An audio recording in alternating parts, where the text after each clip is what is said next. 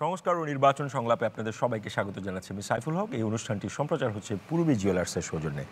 দর্শক, অর্থনৈতিক, সামাজিক ও রাজনৈতিক সহ বহুমুখী বৈষম্য দূর করার তীব্র আকাঙ্ক্ষায় জুলাই আন্দোলনে প্রাণ দিয়েছে বিপুল সংখ্যক মানুষ।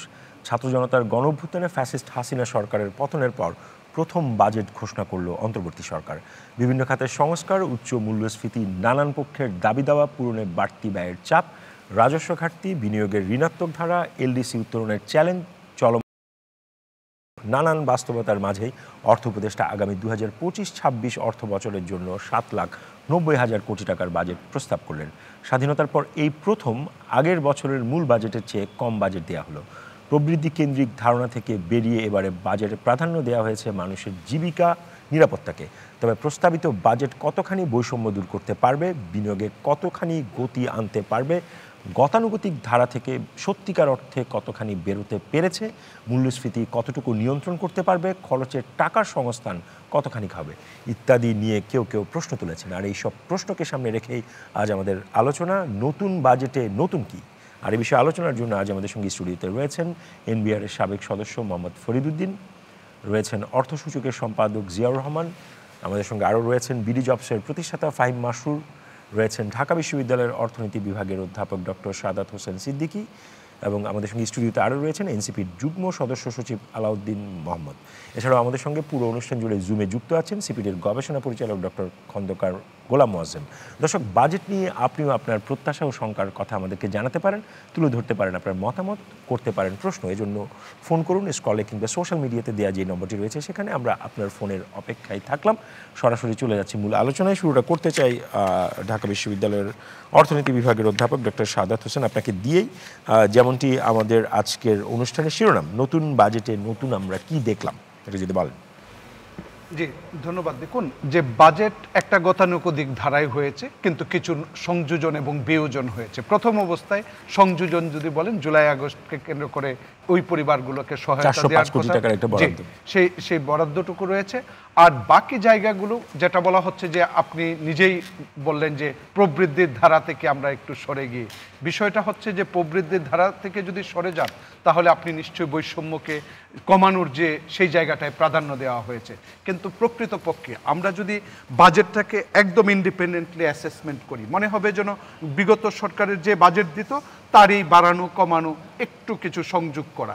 এছাড়া আমি ব্যক্তিগতভাবে মনে করি নতুনত্বের কোনো কিছু নেই, যেটা আমার আকাঙ্ক্ষা ছিল, যেটা আমি মনে করেছিলাম যে বিগত সরকার যে জায়গাটায়, যেমন আপনি যদি পঞ্চবার্ষিকী, ষষ্ঠ সপ্তম পঞ্চবার্ষিকী পরিকল্পনা দেখেন, বিগত সরকার কিন্তু গুরুত্ব দিয়েছে বৈষম্য কমানোর জন্য, কিন্তু প্রকৃতপক্ষে তারা বৈষম্য কমাতে পারে নাই। কারণ বাংলাদেশ পার ক্যাপিটা জিডিপি অনেক উন্নতি করেছে, কিন্তু আমরা বৈষম্যের জায়গায়, আমরা যদি শহরের গিরিশ সহগ দেখি, যেটা দিয়ে আমরা বৈষম্য মাপি, সম্পদের বৈষম্য, ভোগের বৈষম্য, সব কিছু, তাহলে দেখতে পাবেন বাংলাদেশ উচ্চ বৈষম্যের একটা রাষ্ট্রে পরিণত হয়েছে যখন সেটা শহরে 0.53-এ চলে গেছে।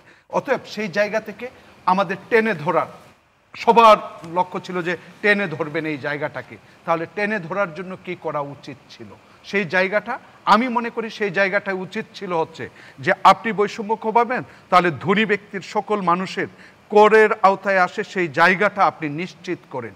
কিন্তু নিশ্চিতকরণের জন্য যে পদক্ষেপ, সেটা কিন্তু এই 10 মাসে অনুপস্থিত, কাগজে পত্রে অনুপস্থিত, কিন্তু আগামী 10 মাসে আসবে তার জন্য রূপরেখা আমি চেয়েছিলাম, একটা দারুণ রূপরেখা, যে রূপরেখাটা হয়তো ভিশনারি এবং সেই জায়গাটার সাথে আমার বাস্তবতাকে মিল রেখে, যাতে পরবর্তীতে রাজনীতিবিদগণ তাদের যে গতানুগতিক বাজেট দেওয়া সেই জায়গা থেকে নতুনত্ব এনে রাষ্ট্রের জন্য কি করতে পারে, সেই জায়গাটা এই সরকারের কাছে আমার ব্যক্তিগতভাবে প্রত্যাশা ছিল। যেমন আরেকটা জায়গায় বলি যে আমরা গতানুগতিকের চেয়ে বাইরে, সেটা কি দেখলাম, বাজেট আমরা বাড়তি দেখি, পরিবারের আয় ব্যয়ের ক্ষেত্রেও আপনি বাড়তি দেখেন, কিন্তু ইতিহাস সৃষ্টি করেছে সেটা হচ্ছে যে বাজেট আর বাড়ে নাই, বাজেট কমেছে। কমার দিক থেকে ইতিহাস এখন এটার গুরুত্ব দিয়েছে হচ্ছে বাস্তবতার নিরিখে। বাস্তবতার নিরিখে হয়নি, বাস্তবতার নিরিখে হলে বাংলাদেশের যে রেভিনিউ কালেকশন হয়, আমি এনবিআরকে দোষ দিচ্ছি না, রাষ্ট্রের মেকানিজমের শক্তি বাড়ান, এটাকে গ্রাসরুট লেভেল পর্যন্ত পৌঁছান, তার রূপরেখা কি, সবাইকে কোঅর্ডিনেটের মধ্যে আনতে হলে তার জন্য তো পদক্ষেপ দরকার। সেই পদক্ষেপগুলা, আপনি শুধু ভার্চুয়ালি অনলাইন সাবমিশন রিটার্ন সেটা কম্পালসারি করা হয়েছে, এটা নতুনত্ব, এটা ট্রান্সপারেন্সি অ্যাকাউন্টেবিলিটি আনবে। আমি এক ধরনের লায়াবিলিটি ভার্চুয়ালি যখন ক্রিয়েট করি সেটা থেকে বের হওয়াটা খুব কঠিন, যেটা হচ্ছে বিগত সময়ে বের হয়ে গেছেন। আপনি টিআইএন জমা দিয়েছেন কিন্তু পরবর্তীতে আর জমা দেন নাই, এখন ট্রেস করা ইজি হবে, আর আগে হয়তোবা ওই কাগজপত্র দেখে করতে হতো। যে কারণে আমি বলবো যে সার্বিক বিবেচনায় নতুনত্বের কিছু নাই, নতুনত্ব হতো, আবারও বলছি সেটাই, যেটা নতুনত্ব করতে চাচ্ছে, যোগ করতে চাচ্ছে সামাজিক নিরাপত্তার খাতে। আমরা যদি সামাজিক নিরাপত্তার খাতে বলি, সামাজিক নিরাপত্তার খাত আপনি পত্র পত্রিকায় গবেষণায় সমস্ত রিপোর্ট বিশ্লেষণ করে দেখবেন বাংলাদেশের ইনক্লুশন এবং এক্সক্লুশন এরর 45 to 55%। মানে হচ্ছে যে মানুষটা সামাজিক নিরাপত্তায় আসার কথা সে আসে না, আবার যার আসার কথা সে আসে নাই। মানে হচ্ছে এই যে এক্সক্লুশন এবং ইনক্লুশন এরর, আমি তো রাজনৈতিক সরকার রাজনৈতিক বিবেচনায় এই সুবিধাগুলা দিয়ে গেছে। আমার কথা হচ্ছে আপনি অনেক কিছু সংস্কারের ভূমিকা নিয়েছেন। আমি মনে করি সোশ্যাল প্রোটেকশন, যে অর্থটা গরিবের কাছে যায়, সেই অর্থটা যদি গরিব না পেয়ে অন্যজন, আমরা বলি স্বজন, কার স্বজন? মেম্বারের স্বজন, চেয়ারম্যানের স্বজন, স্বজনের কাছে যায়, সেটা প্রতিরোধের ব্যবস্থা করেন নাই। তাহলে আমি গরিব বান্ধব সরকার, সেই কথাটা একটা বাস্তব দৃষ্টান্ত হতো যদি এই জায়গাটায়। আবার বলা হচ্ছে 5 লক্ষ কার্ড অতিরিক্ত দিবেন, আপনি যদি সেই ভুলের জায়গায় থেকেই আপনি অতিরিক্ত 5 লক্ষ বাড়ান, তাহলে এক্সক্লুশন ইনক্লুশন এরর সেটা থেকেই যাবে। অতএব প্রত্যাশিত যে আমি ইফেক্টিভনেস বলবো, কাইন্ড অফ পলিসি, স্টেটের পলিসি অথবা ইন্টারভেনশন, তার কার্যকরিতা কিন্তু নির্লিপ্ত হয়ে যায়। অতএব নতুনত্ব আপনি বুঝতেই পারলেন। ধন্যবাদ ডক্টর শাহাদাত হোসেন সিদ্দিকী। আমি আবার আপনার কাছে আসবো। এবারে যেতে চাই, আমাদের সঙ্গে আছেন এনবিআর এর সাবেক সদস্য মোহাম্মদ ফরিদুদ্দিন। প্রশ্ন একটাই, বাজেটের মধ্যে নতুন কি? প্রফেসর শাহাদাত মোটামুটি বলার চেষ্টা করেছেন রাজস্ব যে লক্ষ্যমাত্রা যেটা ধরা হয়েছে, এবং যেই প্রায় 5,34,000 কোটি টাকার মতো সম্ভবত রাজস্বের লক্ষ্যমাত্রাটা ধরা হয়েছে, তো সেইটা আসলে কতখানি অ্যাচিভেবল হবে? ধন্যবাদ।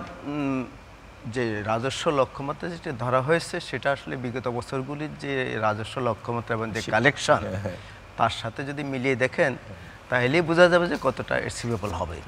তো বিগত বছরগুলিতে কেন হয়নি, আপনি যদি 16-17 সন থেকেই দেখেন তাহলে তারপর থেকে কিন্তু গভর্নমেন্টের ডেভেলপমেন্ট মানে বাজেট কিন্তু সাইজ বাড়ছে। ডেফিসিট ফাইন্যান্সিংয়ের মাধ্যমে গভর্নমেন্ট বাজেটের সাইজ বাড়িয়েছে, কিন্তু সবসময় টার্গেটটা এনবিআরের উপর বেশি চাপিয়ে দিয়েছে, কিন্তু এনবিআরের তো কোনো ক্যাপাসিটি ডেভেলপমেন্ট হয়নি। এনবিআরে কিন্তু গভর্নমেন্ট কোনো সরকারি গত 30, 40, 50 বছরে এনবিআরে কোনো ইনভেস্টমেন্ট হয়নি। যা কিছু এবার তো সরকার এনবিআর বিলুপ্তির একটা পদক্ষেপ নিয়েছে। না, সেটা বিলুপ্তি করে না, ওটা বিভাজন করেছে। এনবিআর ইটসেলফ ওটাও ক্যাপাসিটি ডেভেলপমেন্টের জন্য করেছে।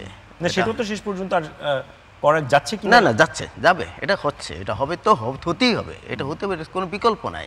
ওটা হচ্ছে এনবিআর ক্যাপাসিটি ডেভেলপমেন্টের একটা ক্ষুদ্র অংশ, কিন্তু এনবিআর ক্যাপাসিটি ডেভেলপমেন্টের গত 30 বছরে কোনো গভর্নমেন্ট এখানে কিন্তু কোনো বিনিয়োগও করে নাই, রাজনৈতিকভাবে কোনো মনোযোগ দেয় নাই। যা কিছু চেঞ্জ হয়েছে এটি হচ্ছে ডেভেলপমেন্ট পার্টনারদের বিভিন্ন কন্ডিশনালিটি হিসাবে যা কিছু হয়েছে, এক্স্যাক্টলি, এবং সেটাও কিন্তু বিক্ষিপ্তভাবে বিচ্ছিন্নভাবে সে একটা ইন্টিগ্রেটেড অ্যাপ্রোচ নিয়ে কিন্তু এনবিআরকে রিফর্ম কোনো গভর্নমেন্ট কখনো করে নাই। আমরা আশা করেছিলাম এই বছর বাজেট, যেটা উনি বলেছিলেন যে এবছর একটু ব্যতিক্রমধর্মী চিন্তাভাবনা আসবে, যেটা গণমুখী, যেটা বৈষম্য বিরোধী, সেই রকম কিছু বাজেটে আমরা ইভেন এনবিআর ট্যাক্স সিস্টেমে সেটাও আমরা দেখি নাই। সে আমি আপনাকে বলি, বাংলাদেশে যে গভর্নমেন্ট যে রেভিনিউ ইনকাম করে এনবিআর, তার 80% কিন্তু ইনডাইরেক্ট ট্যাক্স বাই নেচার, এবং এটা যাচ্ছে সাধারণ মানুষের উপরে। তা আপনি বৈষম্য কোথায় হচ্ছে? আমরা আশা করেছিলাম এটা কীভাবে 80%। আমাদের এখানে বাংলাদেশে যেখানে যখন 80 দশক থেকে 90 দশক থেকে ট্রেড অ্যান্ড ট্যারিফ লিবারালাইজেশন হয়েছে, সারা পৃথিবী সেই লাইনে হচ্ছে। আমাদের এখানে 90 দশকে কিন্তু লিবারালাইজেশন হয়েছিল, কিন্তু এরপরে এটা স্টল হয়ে গেছে। এখন আমাদের ট্রেড ট্যাক্স এখনও কিন্তু 30-32%, এবং কনজামশন ট্যাক্স এখনও 35-37%, এবং ডাইরেক্ট ট্যাক্স মাত্র 20-25%। যেখানে 4 কোটি লোক ট্যাক্সের নেটে আসা উচিত, যেটা সচ্ছল মানুষরা, তার মধ্যে মাত্র কত 45 লাখ লোক ট্যাক্সের নেট আছে, তার মধ্যে 25 লাখই সরকারি কর্মচারী, কর্পোরেট লোক। তাহলে এই বিশাল ইকোনমির কোথায় লোকগুলি কেন আসলো না? এই বছরও কিন্তু সেই ব্যাপারে কোনো প্রোগ্রাম একটা বিষয়, এই বছর এই বাজেটে কালো টাকা সাদা করার যেই একটা সুযোগ রেখেছে, তো আমরা অনেকেই ভেবেছিলাম যে সরকার দুর্নীতি দমন কমিশনেরও সংস্কার করছে, একটা মানে দুর্নীতিকে আপনি নিরুৎসাহিত করারই তো একটা ভিশন আপনার বাজেটে থাকার কথা। এই কালো টাকা সাদা করার সেই একই গতানুগতিক পন্থায় সরকার হাঁটলো কেন, এটা আপনার কি মনে হয়? এটা কোনোভাবে উচিত হয় নাই। আমি বলবো যে অন্তত যেহেতু কেন গণঅভ্যুত্থানের না করেছে, কোনো আপনার কোনো অর্থনীতির ব্যাখ্যা আছে না? অর্থনীতির ব্যাখ্যা অবশ্যই আছে। সেটা হচ্ছে আসলে তো অর্থনীতি একটা মন্দাত অবস্থা বিরাজ করছে, গভর্নমেন্ট তো কোনোভাবে এটাকে ইয়ে করতে পারছে না। ভাবছে যে আসলে তো ব্ল্যাক মানি ইকোনমিতে আছে, জেনারেটও হচ্ছে, ইকোনমিতে ব্ল্যাক মানি কিন্তু জেনারেট হচ্ছে, সেটা গায়েব হয়ে যায়, ট্যাক্স ফাঁকি হইতে শুরু করি, ইনফর্মাল ইকোনমি সাইজ কত 30-40% তো আছে, তো আরো বেশি। আমি তো 40%ই বলি, বলে 30%, কিন্তু আমি বলি 40% তো কম না। তাহলে ওই টাকাটা তো আসতেছে, সে তো ইকোনমিতে আছে অথবা বাইরে চলে যাচ্ছে, তো কাজে এটাকে কন্টেন করতে গেলে এই মুহূর্তে কোনো ব্যবস্থা নাই। কিন্তু তারপর আমি বলবো যেহেতু গণ অভ্যুত্থানের মাধ্যমে গভর্নমেন্ট হয়েছে, এটি কোনোভাবে নৈতিকভাবে এটা মেনে নেওয়া ঠিক হয়নি, এটা কোনোভাবে করা হয়নি।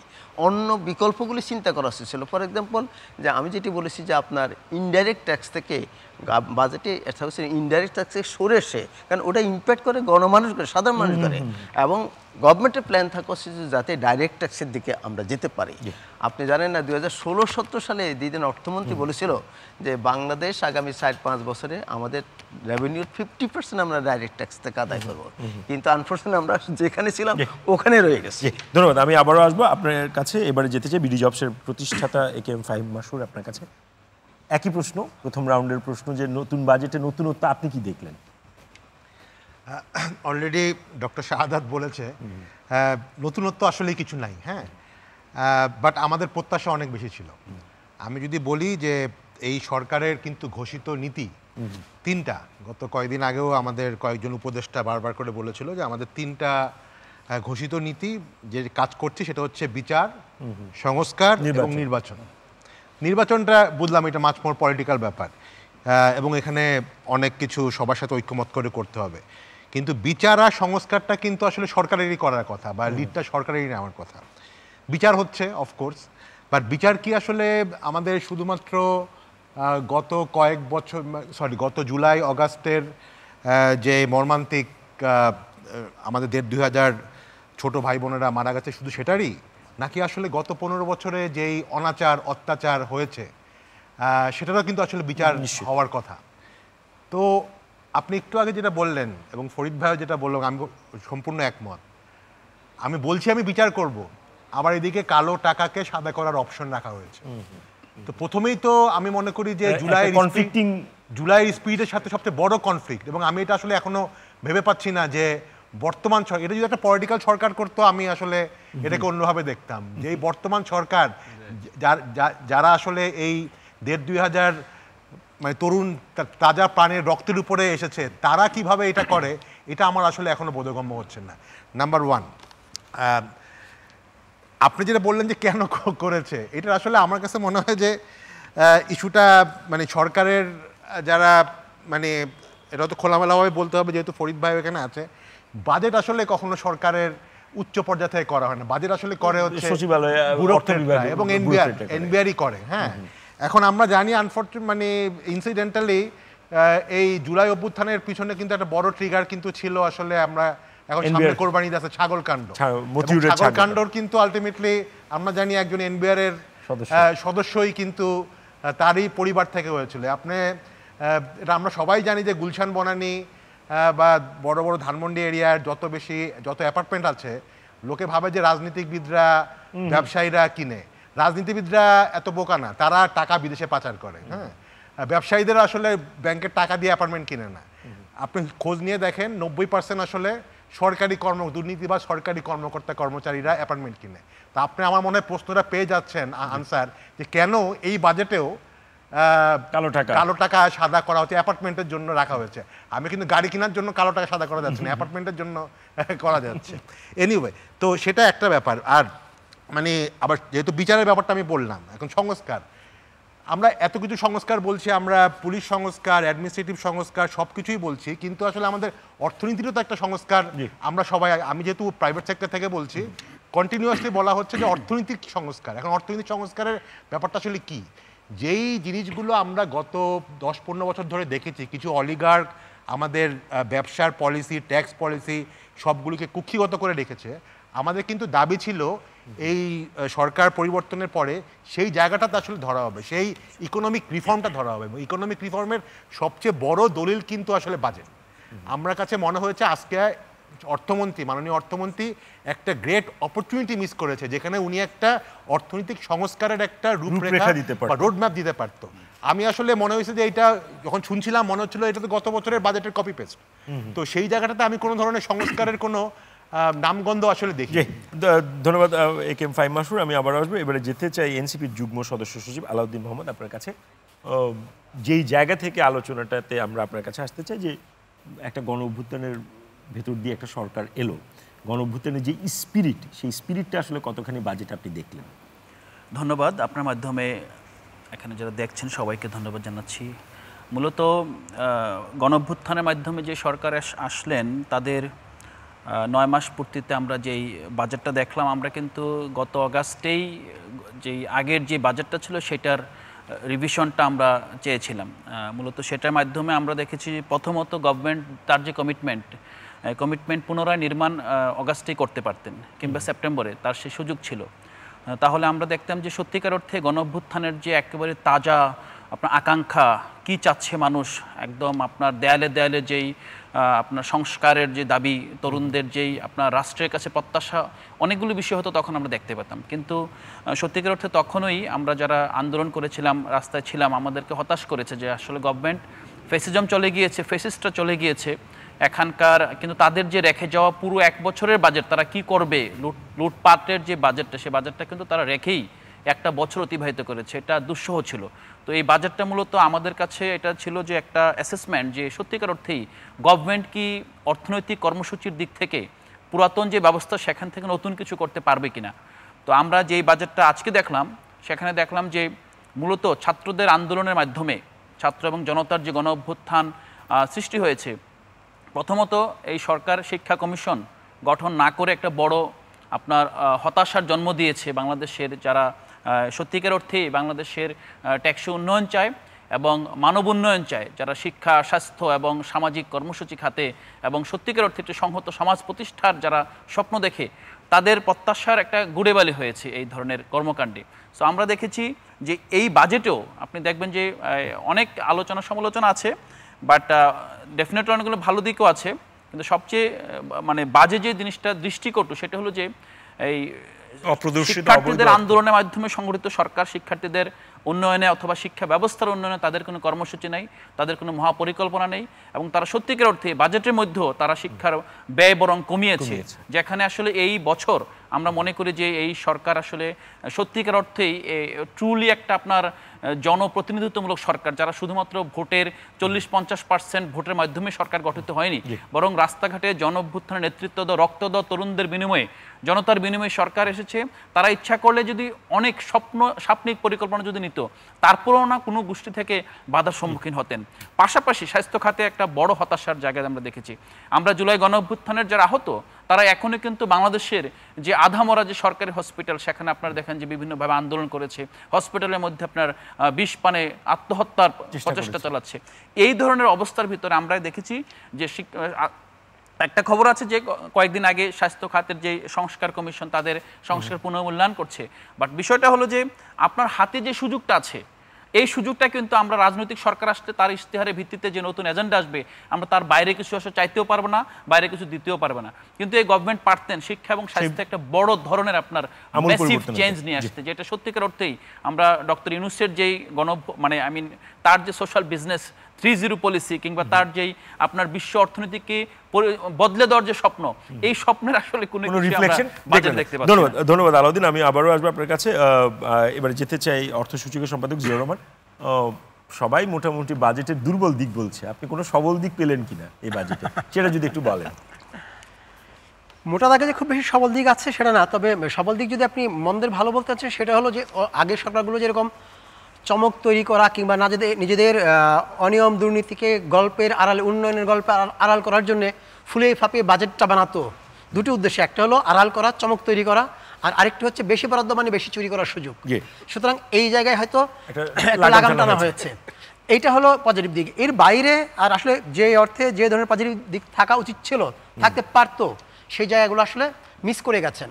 মানে আমরা এসে আশা তো করেছিলাম, সবাই আলোচনা করেছেন, আমিও মোটামুটি এই জায়গার বাইরে তো যাওয়ার উপায় নাই, যে একটা বেঞ্চমার্ক সেট করবেন তারা, যে বেঞ্চমার্কটা ধরে পলিটিক্যাল যে গভর্নমেন্টই আসুক না কেন তারা যেন ওইটাকে অনুসরণ করে, এর বাইরে যেন যেতে না পারে।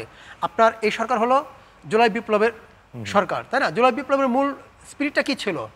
বৈষম্য বিরোধীরা, কোটা তো সামনে, কিন্তু কোটার পেছনে তো ছিল বৈষম্য আর হলো কর্মসংস্থান। কর্মসংস্থান নাই, কোটার কারণে সে চাকরিটাও হচ্ছে না, সেই কারণেই আসলে এই প্রশ্নগুলো আসছিল। আপনি না বৈষম্য দূর করার জন্য সুনির্দিষ্ট কোনো পদক্ষেপ, যদিও সুন্দর কিছু কথা বলা আছে শূন্য বেকারত্ব, শূন্য দারিদ্র্য, শূন্য দারিদ্র্য কিভাবে হবে, কতদিনে হবে, শূন্য বেকারত্ব কতদিনে হবে, সেগুলো রূপরেখা তো নাই। বরং এই যে এখন একটা চরম মন্দ অবস্থা বিরাজ করছে অর্থনীতিতে নানা কারণে, আমি শুধুমাত্র এই সরকারের কথাই ব্যর্থতার কথা বলবো না, এটা ক্রান্তিকালীন সময়, এই সময় এরকমই হয়। সামনে নির্বাচন হবে কি হবে না, হলে কে আসবে, তার পলিসি কি হবে, এই যে একটা আনসার্টেনিটি, মব ভায়োলেন্স এখনো থামে নাই, সবকিছু মিলিয়ে প্রাইভেট সেক্টরের ইনভেস্টমেন্ট নাই, ক্রেডিট গ্রোথ একেবারেই, প্রাইভেট সেক্টর ক্রেডিট গ্রোথ একেবারেই নাই বলে চলে, মানে রেকর্ড লো। এমন একটি সময়ে আপনার নতুন কর্মসংস্থানের জন্য দায়িত্ব ছিল সরকারেরই, সেই জায়গাটা, কারণ প্রাইভেট সেক্টর যেহেতু এই মুহূর্তে কর্মসংস্থান ওভাবে দিতে পারছে না, বরং আপনি দেখেছেন যে 20-25 লাখ, এই গত 10 মাসে 20-25 লাখ মানুষ নতুন করে বেকার তালিকায় নাম লিখিয়েছে, বিভিন্ন কলকারখানা বন্ধ হয়েছে। ওয়ার্ল্ড ব্যাংক যেখানে বলেছে যে এই মূল্যস্ফীতির কারণে, উচ্চ মূল্যস্ফীতির কারণে 30 লাখ নতুন করে দারিদ্র্য সীমার নিচে যাবে, এমন একটি জায়গায় সরকারের উচিত ছিল এই বাজেটটাকে কাজে লাগিয়ে কীভাবে দারিদ্র্যটাকে সহনীয় করা যায়, কীভাবে কর্মসংস্থানটা সাময়িকভাবে হলো একটা সাপোর্ট দেওয়া যায়। আপনি উন্নয়ন বাজেট বাড়িয়ে দিলেন, এই টানাপোড়েনের মধ্যে বাজেট ছোট করলেন, উন্নয়ন বাজেট কমিয়ে দিলেন, বাড়িয়ে দিলেন রাজস্ব বাজেট। আমলাদের বেতন ভাতা বাড়ানোর জন্য, আমলারা কি ভিন্ন জায়গায় বাস করে? এই আমলা যখন বাড়তি বেতন ভাতা পেয়ে বাজারে গিয়ে জিনিস কিনবে, বাড়তি দামে কিনবে, সাধারণ জনতা কি সাফার করবে না, যে দাম বাড়বে না? তাহলে কি আপনি বৈষম্য তো উস্কে দিলেন, বৈষম্য আপনি কমালেন কোথায়? আপনি এই যে এই টাকাটা যদি না দিয়ে আপনি যদি ছোট ছোট, আমি বলছি না বড় বড় মেগা প্রজেক্ট করতে হবে, উন্নয়ন প্রকল্পের মধ্যে বার্ষিক উন্নয়ন কর্মসূচি ছোট ছোট প্রকল্প করতেন, যেগুলোতে বেশি পরিমাণ মানুষের ইনভলভমেন্ট বাড়ে, কর্মসংস্থান হতো। তো এই জায়গাগুলো সরকার মিস করে গেছে। ধন্যবাদ জিয়াউর রহমান। আমি আবার আসবো। আমাদের সঙ্গে অনলাইনে যুক্ত আছেন সিপিডির গবেষণা পরিচালক ডক্টর খন্দকার গোলাম মোয়াজ্জেম। ডক্টর খন্দকার গোলাম মোয়াজ্জেম, নিশ্চয়ই আপনি আমাকে শুনতে পাচ্ছেন? জি। আপনি কি আমাকে শুনতে পাচ্ছেন? জি, আপনাকে শুনতে পাচ্ছি। জি, আমরা যে আলোচনাটা করছিলাম প্রথম রাউন্ডে, সেটি হচ্ছে বাজেটের কোন জায়গাটায় আসলে আরও ভালো পারফর্ম করার সুযোগ ছিল, সরকার সেই সুযোগটা মিস করলো। সেরকম কোনো সুযোগ কি আপনার মনে হয়েছে যে এই জায়গায় আরও বেটার করতে পারতো সরকার? সেই অর্থে বলতে গেলে তো পুরো বাজেটের কাঠামো থেকে শুরু করে প্রায় সব জায়গাতেই সুযোগ ছিল, কিন্তু সেই সুযোগটি নিতে হলে শেষ সময়ে আলোচনা করে খুব একটা লাভ না। আমাদের বাজেটের কাঠামোটি এত বেশি মানে বিধিবদ্ধভাবে রয়েছে যে এটিতে যদি সংস্কার আনতে হয় তাহলে আসলে অগাস্ট মাস থেকে কাজ করা দরকার ছিল, অর্থাৎ যখন এই সরকারের পরিবর্তন হলো সেই সময় থেকে বাজেট কাঠামো নিয়ে যখন আলোচনা শুরু হয়েছে, বাজেটের প্রাথমিক আলোচনা ওই সময় থেকে শুরু হয় পরবর্তী বাজেটের জন্য, তখন থেকে আলোচনাগুলো করলে আপনি পুরো পরিকাঠামোতে ধীরে ধীরে কিছু পরিবর্তন আনতে পারতেন। তা যেহেতু হয়নি, সুতরাং আগের কাঠামোকে ভিত্তি করেই আসলে নতুন বাজেটটি হয়েছে, সুতরাং কাঠামোর জায়গাতে খুব বেশি পরিবর্তন হয়নি। যদি আসলে আমরা যদি বড় পরিবর্তন চাই তাহলে আমাদের সেই জায়গার ক্ষেত্রে যেটি প্রয়োজন ছিল সেটি হলো স্থানীয় সরকারকে শক্তিশালী করা, অর্থাৎ স্থানীয় সরকারের মাধ্যমে তার বাজেট আদায় করা, তার রাজস্ব আদায় করার সুযোগ করে দেওয়া এবং তাকে অর্থ ব্যয়ের সুযোগ করে দেওয়া, এরকম একটি কাঠামো কিন্তু বড়ভাবে দরকার। এই যে সেন্ট্রালাইজ কাঠামোতে আমাদের দেশে মন্ত্রণালয় ভিত্তিক যেভাবে বাজেট দেওয়া হচ্ছে তাতে প্রচুর পরিমাণ অর্থের অপচয় হচ্ছে, স্থানীয় আকাঙ্ক্ষা সেখানে প্রতিফলিত হচ্ছে না, যে ধরনের প্রকল্প স্থানীয় পর্যায়ে দরকার সেগুলো নেওয়া যাচ্ছে না, স্থানীয় অর্থনীতি অনেক বিকাশমান কিন্তু সেই বিকাশমান অর্থনীতির জন্য যে ধরনের পরিকাঠামো অবকাঠামো দরকার সেগুলো দেওয়া যাচ্ছে না এই সেন্ট্রালাইজ উপর থেকে মন্ত্রণালয় ভিত্তিক এই কাঠামো দেওয়ার জন্য। সুতরাং ওই কাঠামো তো আমরা আসলে পরিবর্তন আসলে করতে পারিনি, সুতরাং সেটি একটি। দ্বিতীয় দিক হচ্ছে রাজস্ব আদায়ের ক্ষেত্রে যেটা বড় দুর্বলতা, আমরা যারা রাজস্ব দিচ্ছেন তাদের উপরেই নির্ভরশীল এই অল্প কিছু লোকের উপরে, কিন্তু এটি যে কত বিস্তৃতভাবে সারা দেশে রাজস্ব আদায়ের সুযোগ রয়েছে সেই সুযোগ নেবার জন্য যে কাঠামো তৈরি সেরকম খুব বড় কোনো উদ্যোগ আমরা শুনিনি। আমরা তো আমাদের হিসেবে আমরা যেটা 2023 সালের গবেষণা থেকে পেয়েছিলাম যে সরকার 2,20,000 কোটি টাকার মতো রাজস্ব পাচ্ছে না, হারাচ্ছেন। কিভাবে? সেটা কর ফাঁকি দেওয়া হচ্ছে, কর এড়িয়ে যাওয়া হচ্ছে, কর জালের বাইরে রয়ে গিয়েছে।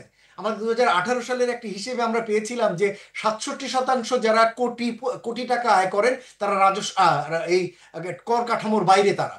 সুতরাং এই যে বিপুল পরিমাণ মানুষ কর দিচ্ছেন না, কর যোগ্য আদায় করছেন, তাদেরকে যদি আপনি কাঠামোর ভিতরে আনতে পারেন, তাহলে এই যে যে সমস্ত আলাপ আপনারা করছেন, শিক্ষা খাতের জন্য পর্যাপ্ত বাজেট দেওয়া যাচ্ছে না, স্বাস্থ্য খাতের জন্য বাজেট দেওয়া যাচ্ছে না, এই রাজস্ব কোনো ব্যাপারই না। এই অর্থ আপনি তখন পর্যাপ্তভাবেই সেই সমস্ত খাতগুলোতে আপনি অর্থ বরাদ্দ করতে পারতেন। কিন্তু তা যেহেতু হচ্ছে না, তখন এই সীমিত টাকার ভিতরেই আমাদেরকে কম বেশি করা হচ্ছে। এবং এর ভিতরে করেই যে যে সমস্ত সমস্যাদির কথা বলছে, সেই সমস্যাদির ভিতরে আমরা রয়ে গিয়েছি। আমরা যতক্ষণ পর্যন্ত না অভ্যন্তরীণ রাজস্ব বৃদ্ধি করতে পারছি, ততক্ষণ পর্যন্ত কিন্তু আমাদের এই বৈদেশিক ঋণ, অভ্যন্তরীণ উৎসগুলো থেকে ঋণ ব্যবহার, উচ্চ মাত্রায় ঋণ পরিশোধ, এই চ্যালেঞ্জগুলো কিন্তু থেকেই যাবে। সুতরাং রাজস্ব আদায় বৃদ্ধির জন্য যে কাঠামো ছিল, ডিজিটালাইজেশন, সারা দেশে এক ধরনের ইন্টিগ্রেটেড ট্রানজেকশন সিস্টেম করা, মনিটরিং করা, সেই ধরনের কিন্তু আমরা কোনো কাঠামোর আলোচনাও করিনি, এখানে আনিনি। মূল্যস্ফীতি জনিত জায়গায় আমরা একটা জায়গায় ইতিবাচক দেখেছি, সেটা হচ্ছে যে মুদ্রাস্ফীতি জনিত মূল্যস্ফীতির ক্ষেত্রে কিছুটা ইতিবাচক উদ্যোগ, যেহেতু সরকারের ব্যয় কমিয়ে আনছেন সরকার, এবং তার মাধ্যমে সরকারি ব্যয়জনিত যে অর্থ ব্যয় সেটা কমে আসবে, সেটার একটা ইতিবাচক ফল আমরা হয়তো সেখানে দেখতে পাবো। কিন্তু মূল্যস্ফীতির একটা বড় কারণ হচ্ছে বাজার বহির্ভূত কারণ, বাজারের সাপ্লাই চেনের গভর্নেন্সের সমস্যা। এই জন্য আমাদের একটা প্রস্তাব ছিল বাণিজ্য মন্ত্রীর কাছে যে সাপ্লাই চেনগুলোকে ডিজিটালাইজেশন করা যায় কিনা, একেবারে উৎপাদন থেকে শুরু করে বিপণন পর্যন্ত, এবং অন্তত অল্প কিছু পণ্য দিয়ে, গুরুত্বপূর্ণ কিছু খাদ্য পণ্য দিয়ে, জরুরি যা পণ্য দিয়ে এটা শুরু করা। কিন্তু সেরকম কোনো বাজেট, সেরকম কোনো ধরনের ডিজিটালাইজেশনের কোনো উদ্যোগ আমরা কিন্তু পাইনি। সুতরাং মূল্যস্ফীতি যে কমবে, এটা একেবারেই উৎপাদনের উপরে নির্ভরশীল, বা যদি ডলারের মূল্য কমে যায় তার উপরে নির্ভরশীল, বৃষ্টিবাদল যদি কিছুটা কম হয় তার উপরে নির্ভরশীল, এরকম একেবারে প্রাকৃতিক কারণের উপরে আমাদের এখন মূল্যস্ফীতি নির্ভরশীলতা। ধন্যবাদ। ঢাকা বিশ্ববিদ্যালয়ের অর্থনীতি বিভাগের অধ্যাপক ডক্টর শাহাদাত হোসেন সিদ্দিকী, আপনার কাছে এই বাজেটটি বাস্তবায়ন করতে গিয়ে সরকার আসলে কোন কোন জায়গায় চ্যালেঞ্জের মধ্যে পড়বে? জি, চ্যালেঞ্জের বিষয়টা প্রথমত হচ্ছে যে আপনি যদি দেখেন বাজেটে রেভিনিউ কত কালেকশন করবে, এনবিআর কত কালেকশন করবে, 5 লক্ষ কোটি টাকা এনবিআর করবে। হ্যাঁ, 5 লাখ কোটি টাকা। তাহলে এই 5 লাখ কোটি টাকা বর্তমানেও কিন্তু একই সরকার রয়েছে এবং তারা অর্থ কালেকশন করছে। অতএব এনবিআর এর সক্ষমতাটা তারা ভালোভাবেই জানেন। এবং আপনারা জানেন গত বাজেটে যে টাকা 4,80,000 কোটি টাকা ধরা হয়েছিল, তার মধ্যে গত 9 মাসে 71,500 কোটি টাকা ঘাটতি, যে ঘাটতি 1 লাখ কোটি টাকা ক্রস করবে জুন মাসের শেষের হিসেবে। কারণ মে মাস আন্দোলন গিয়েছে, আপনি জানেন, এনবিআর বিলুপ্তকরণ এবং বিভাজন, সেই নিয়ে কথা হচ্ছে মে এবং জুন সবচেয়ে বেশি রাজস্ব আপনার ক্ষেত্রে আপনি বলছেন প্রায় 1 লক্ষ কোটি টাকা ঘাটতি থাকবে। এখন আগামী বছর এনবিআর কে টার্গেট দিয়েছেন, লোকবল বাড়ানোর পরিকল্পনা করেন নাই, সেম লোকবল আপনি বলছেন যে এনবিআর সংগ্রহ করবে 5 লাখ কোটি টাকা। অতএব সেই 5 লাখ কোটি টাকা যে হবে না, কারণ নতুন কার্যক্রম যদি ভালোভাবে না নিতে পারেন, যেটা মোয়াজ্জেম ভাই স্পষ্ট করলেন যে অনেক স্কোপ আছে, কিন্তু এইগুলাকে আপনি ধরবেন কিভাবে, তার জন্য কোনো পরিকল্পনা আছে, তার জন্য কোনো ধরনের ইনিশিয়েটিভ, সেই ইনিশিয়েটিভগুলো যদি দেখতে পেতাম তাহলে আমি মনে করতাম যে সেই সম্ভাবনার জায়গাটা আমার এই চ্যালেঞ্জ নয়, সম্ভাবনার জায়গা আমি পৌঁছতে পারছি এবং ধরতে পারছি। এক, দ্বিতীয়ত হচ্ছে দেখেন একই সরকার বাজেট দিচ্ছে, বলছে মূল্যস্ফীতি কমে আসবে কত, 6.5%। আমি বলবো এটা চ্যালেঞ্জ। হয়তো আগামী 2-1 মাসে কিছুটাও যদি কমে, পরবর্তীতে চাপ পড়বে, এই বাজেট চাপ তৈরি করবে। কিভাবে করবে? আমি যদি তাত্ত্বিক দিক থেকে বলি, আমরা পড়েছি যে সরকার তার যদি খরচটা বাড়ায়, স্পষ্ট আপনি ডেভেলপমেন্ট এক্সপেন্ডিচার 35,000 কোটি করে কমিয়েছেন, কিন্তু আপনি রিকারেন্ট পরিচালন ব্যয় কিন্তু অনেক বাড়িয়েছেন।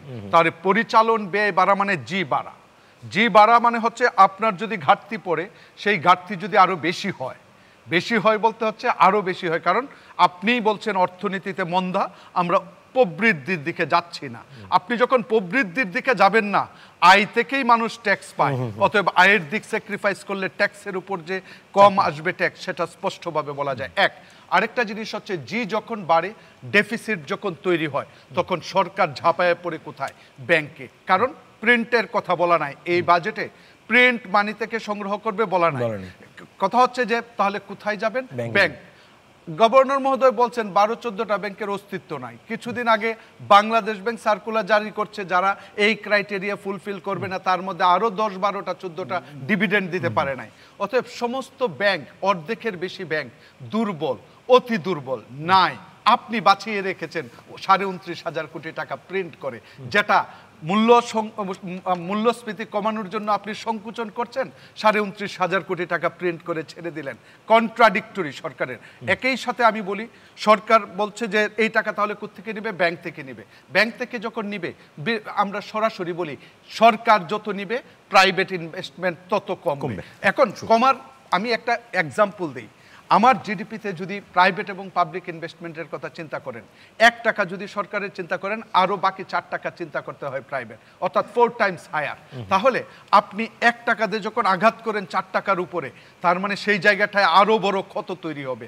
তার মানে হচ্ছে এখন তলানিতে 15 বছরের সর্বনিম্ন বিনিয়োগ বান্ধব পরিবেশ তৈরি করবেন বলছেন।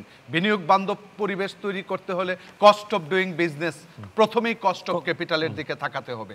অর্থাৎ আপনি যে অস্ত্র ব্যবহার করেছেন, সুদের হার, নীতি হার, রেপো রেট, পলিসি রেট, সেটাকে 10-এ নিয়ে পৌঁছে, এখন তো এটা আর বাড়াতে পারবেন না, আকাশচুম্বী করতে পারবেন না।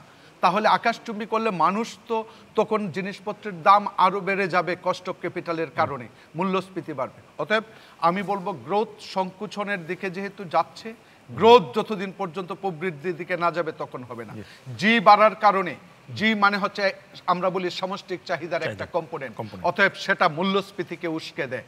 একই সাথে আপনি যখন ব্যাংক থেকে টাকা নিয়ে যাবেন, আপনি প্রাইভেট ইনভেস্টমেন্ট বিনিয়োগ করবেন, আপনি যাদের কারণে এই সরকার, আমি বলবো ইয়াথ পপুলেশন, আমি কোনো ইরেসপেক্টিভ অফ দ্য পার্টিস, কারো পার্টির কথা বলছি না, এই স্পিরিট হচ্ছে এমপ্লয়মেন্ট অপরচুনিটির কথা।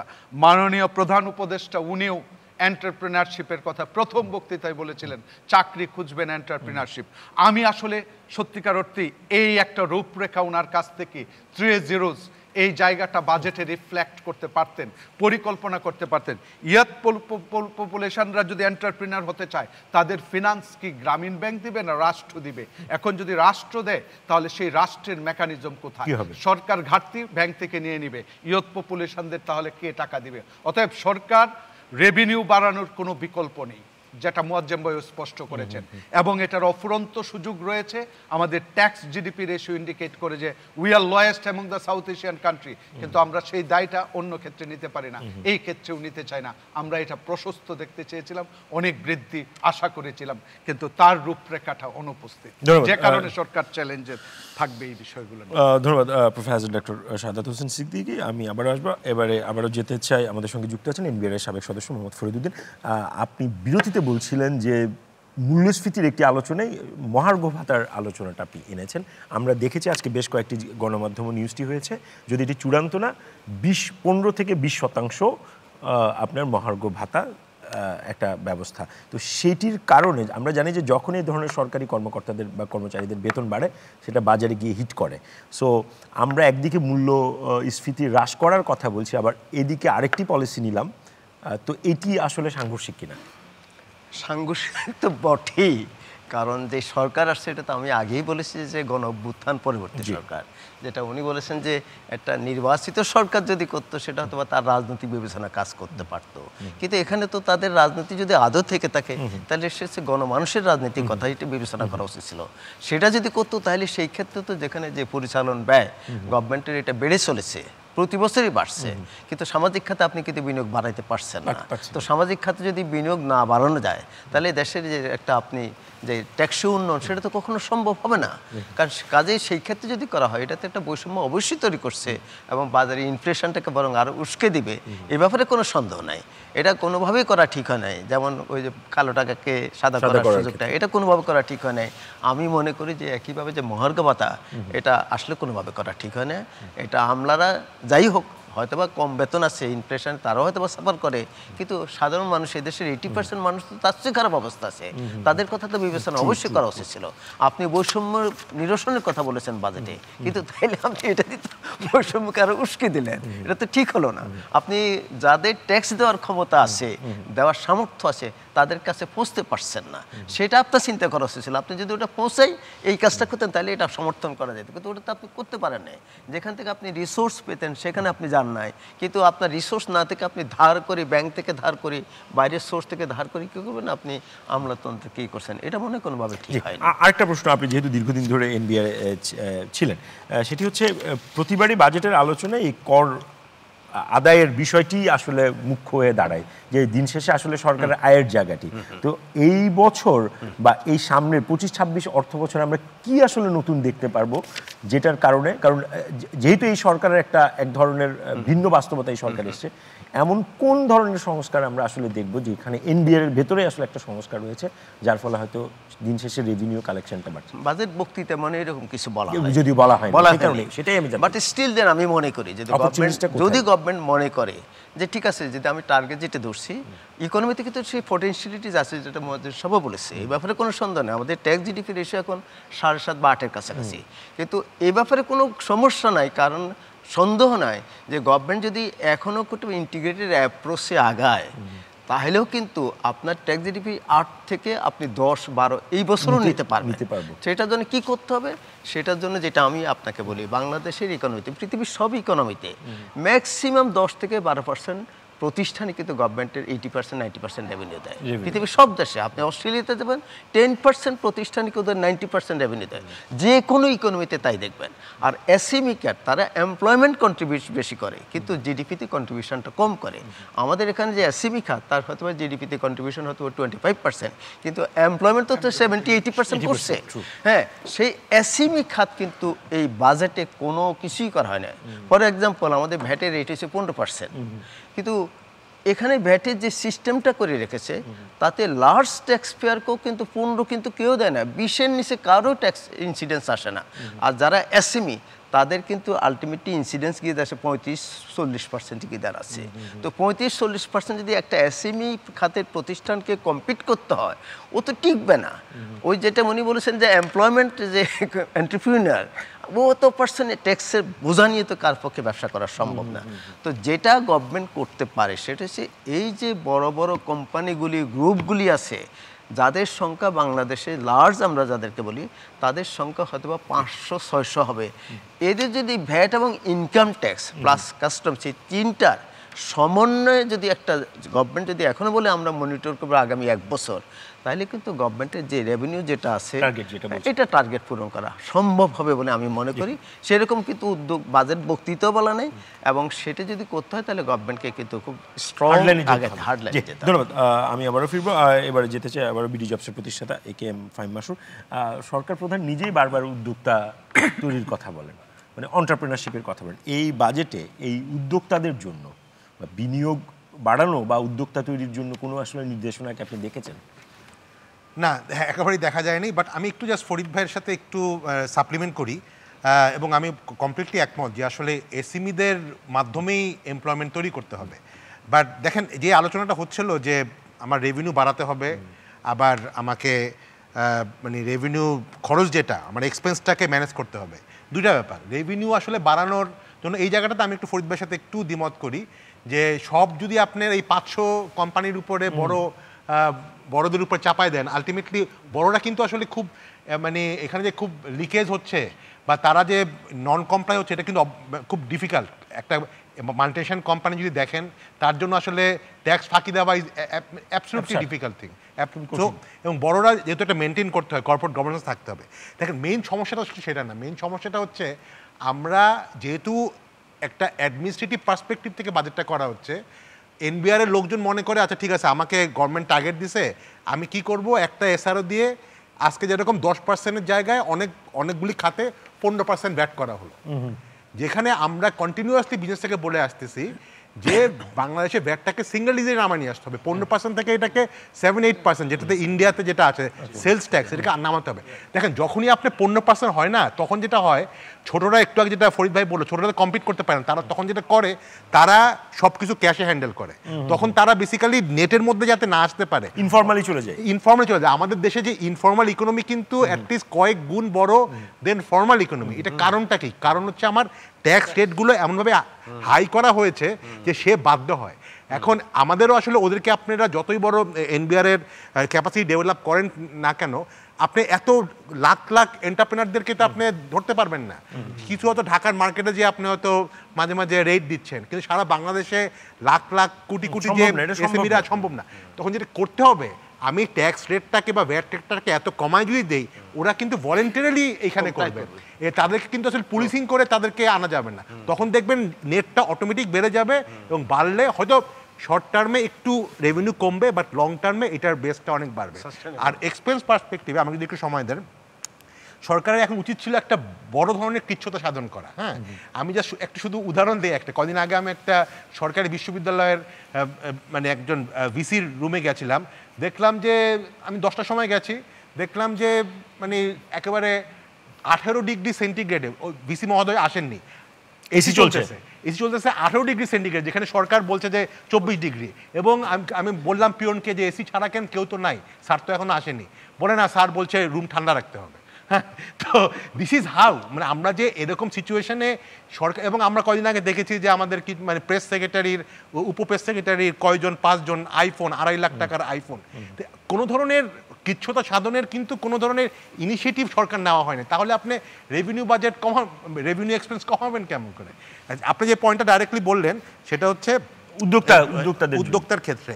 দেখেন, আমরা আসলে জানি যে আমাদের ইকোনমি একটা বড় ধরনের সার্জারির মধ্যে যাচ্ছে, এটাই স্বাভাবিক। আমাদের যেভাবে আমাদের ব্যাংকিং খাতটাকে লুটপাট করা হয়েছে গত 10-15 বছরে, ব্যাংক থেকে লাখ লাখ কোটি টাকা সরিয়ে ফেলা হয়েছে, এরকম একটা ব্যাংকিং রিফর্ম দরকার ছিল। এবং আমি মনে করি বাংলাদেশ ব্যাংকের গভর্নর মহোদয় এটা খুব ভালো করে কাজ করছেন, এবং এটার ইম্প্যাক্ট একটা আমাদের ফর্মাল ইকোনমিতে পড়বে। এই সময় আমাদের উচিত ছিল ইনফর্মাল ইকোনমিকে কিক অফ করানো। এবং এই জিনিসটা আসলে সবচেয়ে, দেখেন আমরা বলি যে আমাদের দেশের এখন বর্তমানে চিফ এক্সিকিউটিভ অফিসার হচ্ছে নোবেল উইনার, উনি নোবেল প্রাইজ পেয়েছেন কেন? এই ইনফর্মাল ইকোনমি বা ইনফর্মাল মহিলাদেরকে দিয়েই তো উনি বাংলাদেশকে সারা বিশ্বের সামনে তুলে ধরেছে। আমার খুবই খারাপ মানে খুবই আমি একটু ফ্রাস্ট্রেটেড লাগে, 10 মাসে ডক্টর ইউনুস একবারও গ্রামে যায়নি, গ্রামে যে বলে নাই সবাইকে, উনি উচিত ছিল সব এনজিওগুলোকে বলা যে তোমাদেরকে এখন দায়িত্ব দিলাম, তুমি 2 কোটি এমপ্লয়মেন্ট তৈরি করো, তোমরা ইনফর্মাল ইকোনমিতে, কৃষি ইকোনমিতে মানে এঙ্গেজড হও। ওইটা কিন্তু আমরা করি নাই, দ্যাট ওয়াজ অ্যান অপরচুনিটি। আর আমি ভেবেছিলাম এই বাজেটেও গ্রামীণ অর্থনীতি, ইনফর্মাল অর্থনীতিকে কিছু চাঙ্গা করার জন্য কিছু ডিরেকশন দেওয়া হবে। আনফর্চুনেটলি আমি কিন্তু দেখি নাই। ভেরি ইম্পর্টেন্ট, আমাদের কিন্তু যেহেতু জিওপলিটিক্যাল একটা সিচুয়েশনের মধ্যে, খুব সেন্সিটিভ সিচুয়েশনের মধ্যে আছি, আমরা food security is very important. আমরা ইনফ্লেশন বলতেছি, যে কোনো সময় দেখা যাচ্ছে যে আমাদের কোনো একটা কান্ট্রি থেকে কোনো একটা প্রোডাক্ট এক্সপোর্ট করা বন্ধ করে দিল, আমাদের কিন্তু food security is a very important thing. সেই জায়গায় আমাদের উচিত ছিল কৃষির উপরে হাইয়েস্ট এমফেসিস দেওয়া, যাতে কোনো কারণে আমরা জিওপলিটিক্যাল সিচুয়েশনের মধ্যে পড়লে যাতে আমাদের ইনফ্লেশনটা আরও বেড়ে না যায়। সেখানে আমাদের উচিত ছিল আরও অনেক বেশি কৃষি প্রোডাকশন ওটা করেন। আমরা না করে যদি শুধু বলি যে আমাদের কর্পোরেট ইকোনমি, আমাদের বড় বড় ইন্ডাস্ট্রি হবে, আমার বিদেশ থেকে ফরেন ইনভেস্টমেন্ট হবে, ওইটা তো সহজে আসবে না। ইলেকশন আসার আগ পর্যন্ত আমরা ওরকম পাবো না। আমাদের উচিত ছিল ইনফর্মাল অ্যান্ড রুরাল এগ্রো ইকোনমিকে পাম্প আপ করে আমার এই এমপ্লয়মেন্টটা তৈরি করা। সেটা আমি কোনো উদ্যোগ কিন্তু আনফরচুনেটলি দেখি। ধন্যবাদ। জিয়াউর রহমান, আপনার কাছে একটু শুনতে চাই যে ঢাকা চেম্বার থেকে একটা আমরা নিউজ দেখলাম যে বলা হচ্ছে যে এবার বাজেটটা ব্যবসা বান্ধব হয় নাই, বিনিয়োগ বান্ধব তো হয়নি, ব্যবসার জন্য মানে ব্যবসায়ীদের জন্য কি কি ডিফিকাল্টিস আসলে আসতে যাচ্ছে এই বাজেটের পরে? ব্যবসায়ীদের জন্য মোটা দাগে খুব বেশি যে ডিফিকাল্টিস এরকম না, কিন্তু ধরেন যে বাজেটে যে ফাইন্যান্সিং হবে সেটা একটি চ্যালেঞ্জ, ব্যবসায়ীদের উপর চ্যালেঞ্জ একটা পড়বে। যদি ব্যাংক ঋণ নির্ভরতা বেড়ে যায় সরকারের, প্রাইভেট সেক্টর বঞ্চিত হবে, সেটা একটা বিষয়। ঠিক আছে, আপনার কিছু কিছু জায়গায় কিছু কর অব্যাহতি যেগুলো মেয়াদ শেষ হবে সেগুলো কিন্তু আর মেয়াদ বাড়ানো হবে না। কিছু কর অবকাশ সুবিধা, এগুলোর বিষয় আছে। এইগুলা আসলে পর্যাপ্ত স্টাডি করা হয়েছে কিনা, যে কী কারণে এইগুলার মেয়াদ বাড়ানো হবে না, আসলে এই সুবিধার ফলে কর্মসংস্থান হচ্ছিল কিনা, প্রোডাকশন বাড়ছিল কিনা, জিডিপিতে অবদান রাখতে পারছিল কিনা, ভ্যালুয়েশন কীরকম হচ্ছিল। আমরা এর আগের সময় পলিটিক্যাল গভর্নমেন্টের সময় দেখেছি অনেক সময় অনেক সুবিধা দেওয়া হয়েছে শক্তিশালী লবির কারণে, এটা যেমন বাস্তব সত্য, এনবিআর কোনো স্টাডি করে নাই। আবার এটাও বাস্তব সত্য যে এখন যে ঢালাওভাবে অনেক কিছু প্রত্যাহারের মতো করে ভাবা হচ্ছে সেটির পেছনে কোনো স্টাডি নাই। এই যে স্টাডি ছাড়া যে সিদ্ধান্ত, সেগুলো ব্যবসার উপর কিছু না কিছু প্রভাব তো ফেলবেই। তো কিন্তু আমি মোটা দাগে এমনিতে আপনার নতুন করে কোনো বড় ধরনের কর আরোপ করা হয়েছে বা এই জাতীয় কোনো ঘটনা এই বাজেটে কিন্তু দৃশ্যমান নয়, যেটি ব্যবসাকে খুব বড় ধরনের আঘাত করতে পারে। আপনি মনে করছেন যে মানে ব্যবসায়ীরা খুব বেশি কঠিন সময় পার করবে, সেটি আপনি মনে করছেন? ব্যবসার কঠিন সময় পার করছে, এমনি তো পার করছে, সেটা হলো যে নতুন করে যে পড়বে সেরকমটা আমি মনে করছি না। জি, আমি আবারও শুনবো। আমাদের সঙ্গে নিশ্চয়ই যুক্ত আছেন ডক্টর খন্দকার গোলাম মোয়াজ্জেম, আপনি নিশ্চয়ই আমাকে শুনতে পাচ্ছেন? জি, একটা জিনিস বলা হচ্ছে ব্যাংকিং খাতের সংস্কারের কোনো সুনির্দিষ্ট পরিকল্পনা অনেকেই প্রত্যাশা করেছিল যে এই বাজেটে থাকবে, সেটাও এই বাজেটে নাই। বিষয়টা আসলে কেন ঘটলো? দেখুন, আর্থিক খাত সংক্রান্ত বিষয়গুলো আমাদের মুদ্রানীতির অংশ। এটা যেহেতু বাজেট মূলত যেহেতু রাজস্ব নীতির অংশ, সেজন্য খুব বড়ভাবে ব্যাংক সংস্কারের বিষয়গুলো এখানে থাকার যৌক্তিকতা নেই, মানে যদি আমি তত্ত্বীয়ভাবে বলি। কিন্তু তারপরে নীতিগত অনেক বিষয় থাকে যেই জায়গাতে অন্তত এই ব্যবস্থাদির মানে বাজেটারি ব্যবস্থাদিরও কিছুটা রিফ্লেকশন সেখানে থাকতে পারে, অথবা নীতিগত বিষয়গুলো সরকার জানাতেও পারেন যে হ্যাঁ, ব্যাংক ব্যবস্থার ক্ষেত্রে তারা কি কি ধরনের সংস্কার করতে চান বা আগামীতে কি ধরনের সংস্কার করবেন।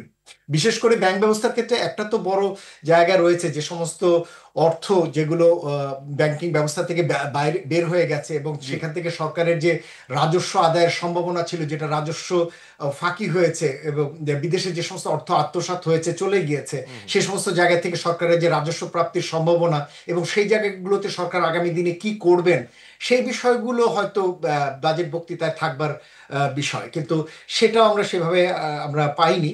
তবে তারপর আমি বলবো যে এই সরকারের আর্থিক খাতের যত ধরনের উদ্যোগ আমরা দেখেছি এই পর্যন্ত, তার ভিতরে আমি বলবো যে বিশেষ করে ব্যাংকিং ব্যবস্থা, বিশেষ করে কেন্দ্রীয় ব্যাংকের যে সমস্ত উদ্যোগগুলো, সেই জায়গাতে চোখে পড়ার মতো কিছু কিছু উদ্যোগ তো ইতিবাচক ভূমিকা রেখেছে।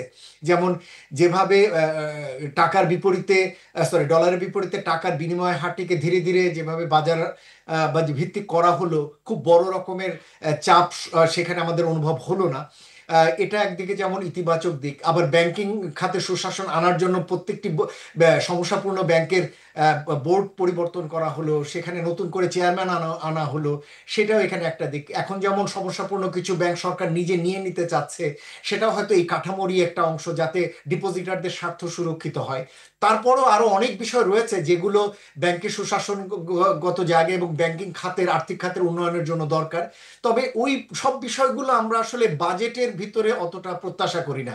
আমরা বরঞ্চ সামষ্টিক অর্থনীতিতে যে সমস্ত পরিবর্তন প্রত্যাশা, রাজস্ব আদায়ের ক্ষেত্রে যে ধরনের পরিবর্তন প্রত্যাশা, সরকারের বাজেট অ্যালোকেশনের ভিতরে অপচয় কমানো, এডিপি বাস্তবায়নের ক্ষেত্রে ইফিসিয়েন্সি বাড়ানো, সেই জায়গাগুলো প্রত্যাশা করি। আমরা বরঞ্চ সংস্কারের জন্য এই যে এতগুলো কমিশন করা হলো, আমরা আগামীকালকে যেমন এটার উপরে কিছু বিশ্লেষণ দিব যে এত এত কমিশন করে সংস্কারের প্রস্তাব দেওয়া হলো, এর প্রত্যেকটি সংস্কার কমিশনের ভিতরে কিন্তু আর্থিক সংশ্লেষ রয়েছে, কম বেশি রয়েছে। সেটা শুধু শ্রম বা কর্মসংস্থান বলে না, এটার সঙ্গে এলজিআরডি যেমন আছে, এটার সাথে নারী শিশুর যেমন রয়েছে, এটার সাথে দুর্নীতির যেমন সম্পর্ক রয়েছে। সেই সমস্ত সংস্কারগুলোর সাপেক্ষে সরকার কি ব্যবস্থা নিলেন, এবারে বাজেটে কি নেওয়া হলো, তা না করে উল্টো শুনতে পাচ্ছি কালো টাকাকে রেখে দেবার একটা ব্যবস্থা হয়েছে। সেটা তো একেবারে একটা দুর্ভাগ্যজনক। তাহলে আর এই দুর্নীতি দমন কমিশনের মানে কি? সুতরাং এই যে বিষয়গুলো, সেই জায়গাগুলোর ক্ষেত্রে কিন্তু আমরা পর্যাপ্তভাবে এইবারের এই বাজেটে সংস্কারজনিত জায়গায় সব করার মতো না, কিন্তু অন্তত নীতিগত অবস্থানগুলো তো বাজেট বক্তৃতায় থাকতে পারতো, সেটুকু আমরা অল্প অল্প কিছু পেয়েছি, একেবারে পাইনি বলাটা ঠিক হবে না, কিছু কিছু পেয়েছি, তবে বড় রকম ভাবে অনুপস্থিত রয়েছে। আরেকটা বিষয় সেটা হচ্ছে আমরা আলোচনার মধ্যে আনছিলাম যে যেই বাজেটই দেওয়া হয়েছে সেটি আসলে প্র্যাকটিক্যালি কতখানি ইমপ্লিমেন্টেবল। দেখুন, আমরা নিজেরা একটু হিসাব করছিলাম, যেমন রাজস্ব আদায়ে কি সরকার এই পরিমাণ করতে পারবেন? এমনি যদি আপাতভাবে মনে হয় যে 7% প্রবৃদ্ধি অনুযায়ী তো রাজস্ব আদায় করা সম্ভব, কিন্তু সরকার এই অর্থ বছরে রাজস্ব যেটি মনে করছেন প্রাক্কলন করছেন আদায় করবেন, এটি আসলে সরকার আদায় করতে পারবেন না। সুতরাং সেক্ষেত্রে রাজস্বের যে আগামী বছরের যে টার্গেট সেটা অনেক দূরবর্তী, ওটা আসলে 7% থাকবে না, ওটা 28% হয়ে যাবে। সুতরাং এই রাজস্ব আদায়জনিত এই অবকাঠামো দিয়ে ওই রাজস্ব আদায় করাটা মানে দুর্লঙ্ঘই মনে হয়। ঠিক একইভাবে মূল্যস্ফীতি সরকার এখন 8.5-9% আছে, এটিকে কমিয়ে 6.5% করবে। আমার কাছে মনে হয় আগামী অর্থ বছরের মূল্যস্ফীতি কিছুটা কমে আসবে, কিন্তু 6.5% আসবে বলে মনে হয় না। কেননা বাজেট বক্তৃতায় বাজার ব্যবস্থা সংস্কার জনিত সেই ধরনের উদ্যোগগুলো নেই। যেমন আমরা বলি যে এই সাপ্লাই চেইনগুলোকে ডিজিটালাইজেশন করা, তো ওটা করতে হলে তো সেখানে এক ধরনের অর্থের সংশ্লেষ রয়েছে, মিনিস্ট্রি অফ কমার্সের সে ধরনের প্রকল্প নেওয়ার বিষয় রয়েছে, খাদ্য মন্ত্রণালয় বা বাণিজ্য মন্ত্রণালয় গুলো মিলে এক ধরনের প্রকল্প নেওয়ার বিষয় রয়েছে, সে ধরনের কিন্তু অ্যালোকেশনের জায়গাটিতে নেই। সুতরাং হয়তো মূল্যস্ফীতি কিছুটা কমবে, কিন্তু 6.5% আশাটি সেখানে কষ্টকর হবে। ঠিক একইভাবে ইসের ক্ষেত্রে বেসরকারি খাতের ঋণের প্রবৃদ্ধি যেটা প্রাক্কলন করা হচ্ছে, যদিও সেটা কম, কিন্তু কতটুকু আসলে আদায় করা যাবে বা কতটুকু বেসরকারি খাতের বিনিয়োগ বৃদ্ধি হবে সেটি নিয়েও কিন্তু আসলে চ্যালেঞ্জের বিষয় রয়েছে। একটি যেটি বলা যায় সেটা হলো যে অন্তত ম্যাক্রো সামষ্টিক অর্থনীতির ভিত্তিটিকে তারা মানে আগের সরকারের সময়কালে যে দুর্বলতাগুলো ছিল সেই কাটছাটগুলো করে পরিষ্কার করে নিয়ে এসছে, একটা ভিত্তির জায়গাটি ভালো হয়েছে। কিন্তু যে ভিত্তি ব্যবহার করে যে প্রক্ষেপণটি হয়েছে সেখানে আবার কিন্তু প্রক্ষেপণটি এখনো বাস্তবায়ন, আমি বলবো যে বেশি, সেই জায়গাটি বাস্তবায়ন করার সুযোগ রয়েছে। আরো কিছুটা হয়তো নিম্ন সমন্বয় দরকার আছে, সেটি যদি করা হয় তাহলে হয়তো প্রবৃদ্ধি 5.5% হয়তো অর্জনটি কষ্টকর হবে, হয়তো আরো কিছুটা কম হবে। তবে সামগ্রিকভাবে আমার কাছে যেটি মনে হয় যে এবারের বাজেটটিকে আমাদের আসলে প্রবৃদ্ধি অথবা বিনিয়োগের বাজেট ভাবা উচিত নয়। এবারের বাজেটটি আসলে হয়েছেই হলো যে যে খাত অর্থনীতি যে তলানির ভিতরে পড়েছে সেখান থেকে সেই পুনরুদ্ধার থেকে স্বাভাবিকের দিকে ফিরে আসার বাজেট। সুতরাং সেই জায়গার ক্ষেত্রে কর্ম পরিকল্পনা কার্যক্রম নেয়া এবং সেটিকে বাস্তবায়ন করা, সেই উদ্যোগগুলো দরকার। তবে আমার কাছে যেটি সর্বশেষ যেটা বলবো, আমি এখনো মনে করি যে এই বাজেটটি বাস্তবায়নটি আসলে এই সরকারের দায়িত্ব হওয়া উচিত নয়, বরঞ্চ এই বাজেটটি বাস্তবায়নের মূল দায়িত্বটি নির্বাচিত সরকারের হাতেই যাওয়া উচিত, এবং সেটি যত দ্রুত সম্ভব। তাহলে যেটি হবে যে পরিবর্তিত রাজনৈতিক প্রেক্ষাপটে সেটা অর্থনীতিতে গতি সঞ্চার করবে, বিনিয়োগে আগ্রহ তৈরি করবে, নতুন বিনিয়োগকারী আসবেন, সেখানে সমস্যা থাকবে, আমরা একবারে সব সমস্যা সমাধান করতে পারবো না, কিন্তু আমার ধারণা যে অর্থনীতিতে রাজনৈতিক উত্তরণের কারণে একটা ত্বরণ তৈরি হবে যেটা অর্থনীতির ক্ষেত্রে ইতিবাচক হবে। আপনি মনে করছেন দ্রুত নির্বাচিত সরকারের কাছে এই দায়িত্ব গেলে এই বাজেটটা ইমপ্লিমেন্ট করা কিছুটা সহজতর হবে, এরকম একটা অবস্থান কি আপনারা যেমন সিপিডির পক্ষ থেকে? আমি বাজেট বাস্তবায়ন, দেখুন এবারের বাজেটটি যে কাঠামোতে আছে এটি বাস্তবায়ন খুব জটিল কিছু না, মানে হয়তো টার্গেট হয়তো অ্যাচিভ করা যাবে না, যেহেতু কাঠামোটি এত স্ট্রিনজেন্ট, এটা নড়াচড়ার জায়গা নেই, এটি মানে স্বাভাবিক গতিতে এটি এগোবে। কিন্তু যেটি প্রয়োজন সেটি হচ্ছে, যেমন দেখবেন যে এবার বিনিয়োগের ক্ষেত্রে জিডিপির শতাংশ হিসেবে সর্বনিম্ন ধরা হয়েছে জিডিপি ট্যাক্স বিনিয়োগের জিডিপি বিনিয়োগ রেশিও 29%, এবং বেসরকারি খাতের জন্য সম্ভবত 21.9% ধরা হয়েছে, যেটা তুলনামূলকভাবে আগের চেয়ে কম। এই যে বিনিয়োগ চাওয়া হচ্ছে, কর্মসংস্থান চাওয়া হচ্ছে, বেকার কমে যাওয়ার প্রত্যাশা চাওয়া হচ্ছে এবং প্রবৃদ্ধি চাওয়া হচ্ছে, এই জিনিসগুলো আপনি আসলে রাজনৈতিক উত্তরণ ছাড়া করাটি কষ্টকর। জি, ধন্যবাদ। আমি একটু যেতে চাই, আমাদের সঙ্গে যুক্ত আছেন এনসিপির যুগ্ম সদস্য সচিব আলাউদ্দিন মোহাম্মদ। সেটি হচ্ছে তরুণদের ফোকাস করার একটা আসলে আলোচনা সবাই মোটামুটি বলছেন, তো সেই জায়গায় আপনাদের দলের মানে আজকে বাজেটের পরে তাৎক্ষণিক আপনারা নিশ্চয়ই একটা আলোচনা হয়েছে, আপনারা আসলে কি ভাবনা, মানে আপনারা, কারণ এটিতে চূড়ান্ত না, এর মধ্যে তো কিছু অ্যাডজাস্টমেন্ট নিশ্চয়ই হবে, আপনারা কি আসলে কোনো স্পেসিফিক দাবি আপনাদের পক্ষ থেকে আছে কিনা, যেহেতু নতুন সংগঠন, নতুন রাজনৈতিক দল হিসেবে আপনারা নতুন, তা আপনাদের আসলে ফোকাসটা কি, মানে কেমন বাজেট আপনারা চেয়েছিলেন, কেমন পেলেন সেটা তো বলেছেন, সরকারকে আসলে কি প্রস্তাব আপনারা দিতে চান? একটা বিষয়ে আমি একটু আমার সাবেক সহকর্মী মোয়াজ্জেম স্যারের সাথে একমত যে সরকার মূলত টিকে থাকার বাজেট দিয়েছে, কিন্তু তরুণরা আসলে টিকে থাকার, সরকারও চায় নাই, তরুণরা আসলে টিকে থাকার ব্যবস্থাও চায় নাই। তরুণরা চেয়েছিল একটা ভিশনারি একটা ব্যবস্থা, সাপনিক একটা ব্যবস্থা, একটা নতুন বন্দোবস্ত, যেই বন্দোবস্তটা সত্যিকার অর্থে বাংলাদেশের গণমানুষের ভাগ্যের পরিবর্তন নিয়ে আসতে পারত। এবং দুর্ভাগ্যজনকভাবে আমাদের রাজনৈতিক সমঝোতা হয়নি ঠিক সময়ে, যার কারণে আসলে আমরা এখনও পস্তাচ্ছি। মূলত তারুণ্যের মানে অদম্য শক্তিতে যেই ব্যবস্থা নির্মাণ হয়েছে সেই ব্যবস্থা একদম কঙ্কালসার বার্ধক্যের, আপনার বিশেষ করে মানসিকভাবে যারা কঙ্কালসার বার্ধক্যের মানে ভারে জর্জরিত তাদের হাতে গিয়ে সে রাষ্ট্র পড়েছে। এটা কিন্তু একটা বড় আপনি যদি বলেন বৈষম্য বিরোধী ব্যবস্থা, তো মূলত এই ব্যবস্থাটার মধ্যে আমরা দেখেছি যে প্রত্যাশা এবং প্রাপ্তির আকাশ পাতাল তফাৎ। তরুণরা আসলে যা চায়, আমরা মনে করি যে বিশেষ করে একটা ছোট্ট বিষয় যদি দেখেন, ডিজিটাল যে আপনার ট্রানজ্যাকশন সেটার 5% ভ্যাট থেকে 15% বাড়িয়ে দিয়েছে। আমরা কিন্তু দীর্ঘদিন ধরে বলে আসছি শুধু তরুণদের প্রত্যাশা এবং শুধুমাত্র অর্থনীতি কর্মসংস্থান তাই না, বরং কর্মসংস্থানের যে কোয়ালিটি, কর্মসংস্থান তরুণরা কোন ধরনের কর্মসংস্থান তরুণরা ক্রিয়েট করতে পারে, কোন ধরনের ক্ষুদ্র ক্ষুদ্র উদ্যোক্তা হিসেবে নিজেদের বিকশিত করতে পারে, এর মধ্যে একটা বড় জায়গা দেখবেন এগুলো আপনার মূলত নির্ভরশীল ডিজিটাল ট্রানজ্যাকশনের উপরে। এখন আপনি যে এখানে যে প্রস্তাবটা দিয়েছেন যে 5% থেকে 15% করবেন, এটা তো আমার মনে হয় যারা বাংলাদেশে নতুন জেনারেশনের যেই তরুণ উদ্যোক্তা তাদেরকে হতাশ করেছে। স্বাভাবিকভাবে এখানে আরও অনেকগুলো জায়গা আছে। আমরা বলেছি যে ক্ষুদ্র উদ্যোক্তাদের এবং শিল্প সহায়তার জন্য এখানে নতুন প্রথমবার মতো বাজেট অ্যালোকেশন করা হয়েছে। বাট কিন্তু এখানে আমরা দেখেছি গত 9 মাসে তরুণদের স্কিল ডেভেলপমেন্ট, তারা যে একটা মুভমেন্ট করে, তারা রাস্তা আন্দোলন করে কেউ শিক্ষা প্রতিষ্ঠানে ফিরতে পেরেছে, কেউ ফিরতে পারে নাই, কেউ কর্মক্ষেত্রেও ফিরতে পারে নাই, কেউ মানে শিক্ষা এবং কর্ম কোনোটাতেই নাই, তারা এখন বাসায় কোনোভাবে হতাশ জীবনযাপন করছে। আবার কেউ কেউ বিদেশে কর্মসংস্থানে যেতেই গিয়ে দেখা যায় বাধাগ্রস্ত হচ্ছে। আপনি জানেন যে গত 10 মাসে বৈদেশিক যে কর্মসংস্থানের বাংলাদেশের সবগুলি স্কোপ কিন্তু 1 বাই 1 আপনার বন্ধ হচ্ছে। এবং এই গভর্নমেন্ট আমরা বিভিন্ন ক্ষেত্রে দেখেছি, ইভেন মালয়েশিয়ার সমবাজারও দেখেছি, আগের যেই আপনার সিন্ডিকেশন, সেই সিন্ডিকেশনের মধ্যে আবার নতুন করে পর্যবেসিত হচ্ছে। এই যে একটা ব্যবস্থা, এই ব্যবস্থাটা আমার মনে হয় এটা দুঃখজনক হলেও সত্য যে সত্যিকার অর্থে আমি আপনাকে বলবো ভেবেছিলাম যে আমরা কিছু কিছু ইতিবাচক দিক বলতে চাই, যেটা ইতিমধ্যে সাদত স্যার বলেছেন, মোয়াজ্জেম স্যার বলেছেন, কিন্তু আমরা আসলে কিংস পার্টি তকমা পাওয়ার ভয়ে সেগুলো বলতে চাই না। এই জন্য আমাদের যে প্রত্যাশার সাথে যে প্রাপ্তির মিনিমাম যে ফারাকটা, এই ফারাকটাকে আমরা উল্লেখ করতে চাই যে তরুণদের জন্য যেই বাজেট, আমার মনে হয় এই বাজেট যেটাই দেওয়া হয়েছে এটাকে রিভাইজ করা উচিত। এবং রিভাইজ করার ক্ষেত্রে স্পেসিফিক যে আপনারা ইভেন অধ্যাপক ইউনূস দেখেন তরুণদের কি একটা বিপজ্জনক জায়গায় ফেলেছেন। তরুণরা রাজনৈতিক দল করবেন, উনি দেশে বিদেশে বিভিন্ন জায়গায় বলে দিয়েছেন যে তো ওরা রাজনৈতিক দল করবে, ওরা ভবিষ্যতে আপনার রাজনীতিতে আসবে, কিন্তু বাস্তব পক্ষে তরুণদের জন্য যে রাজনৈতিক ব্যবস্থা, সেই ব্যবস্থাটাকে সুগম করার জন্য, আপনার অর্থনৈতিক যে সুশাসন আনয়নের জন্য আমরা তেমন কোনো ব্যবস্থা দেখতে পাই না যে ব্যবস্থার উপর দাঁড়িয়ে তরুণরা তাদের বলে বলিয়ান হয়ে রাজনীতি করতে পারবে। আমরা দেখেছি অর্থনৈতিক ব্যবস্থা পুরোটাই দুর্বৃত্তায়িত ব্যবস্থা রেখে দিয়েছেন।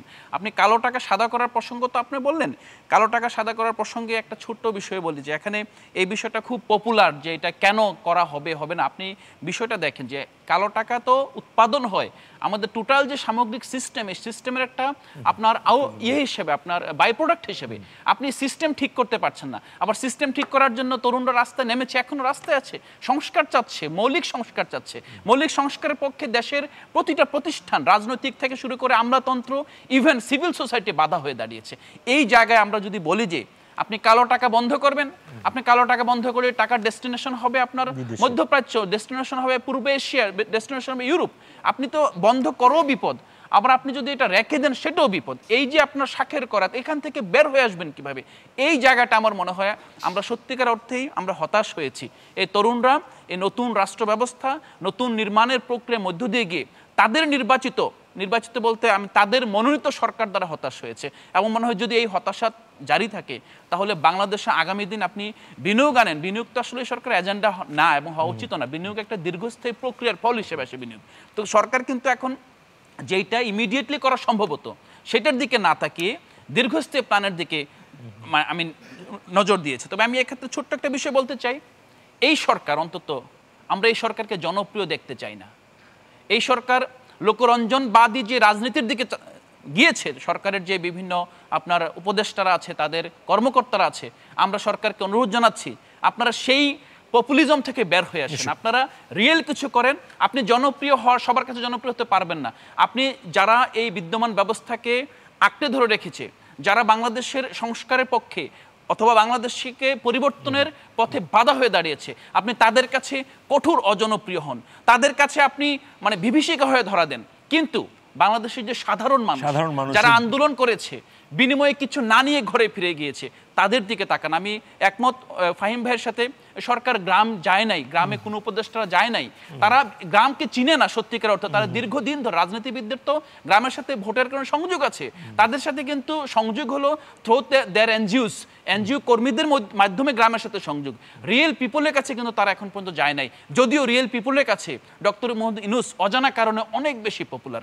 আমরা অনুরোধ করব বাকি যে সময়টা আছে এই সময়টা অনুগ্রহ করে জনগণের কাছে যান, জনগণের ক্ষমতা জনগণের কাছে ফিরিয়ে দেন, জনগণের অর্থ নির্মিত বাজেট জনগণের জন্য কতটুকু জনবান্ধব করা যায় সেদিকে নজর দেওয়ার জন্য আমরা আহ্বান জানাবো। ধন্যবাদ। আমি আবারও যেতে চাই প্রফেসর ডক্টর শাহাদাত হোসেন সিদ্দিকী। সেটি হচ্ছে আসলে আমরা থার্ড রাউন্ড, মোটামুটি ফাইনাল রাউন্ডে চলে আসছি, যে আমি একটা হাইপোথেটিক্যাল প্রশ্ন করি, আপনি যদি এই বাজেট প্রণয়নের সাথে যুক্ত থাকতেন তাহলে কোন কোন জায়গাগুলোতে আপনি হাত দিতেন যেটা সরকার হাত দেয় নাই? জি, ধন্যবাদ, সুন্দর কথা বলেছেন। বিষয় হচ্ছে যে আমরা কিন্তু যখন সরকার গঠন করে তখন একটা স্বাভাবিকভাবে একটা রাষ্ট্রের বন্দোবস্ত থাকে, মানে হচ্ছে ইনস্টিটিউশন এজেন্সির জানে।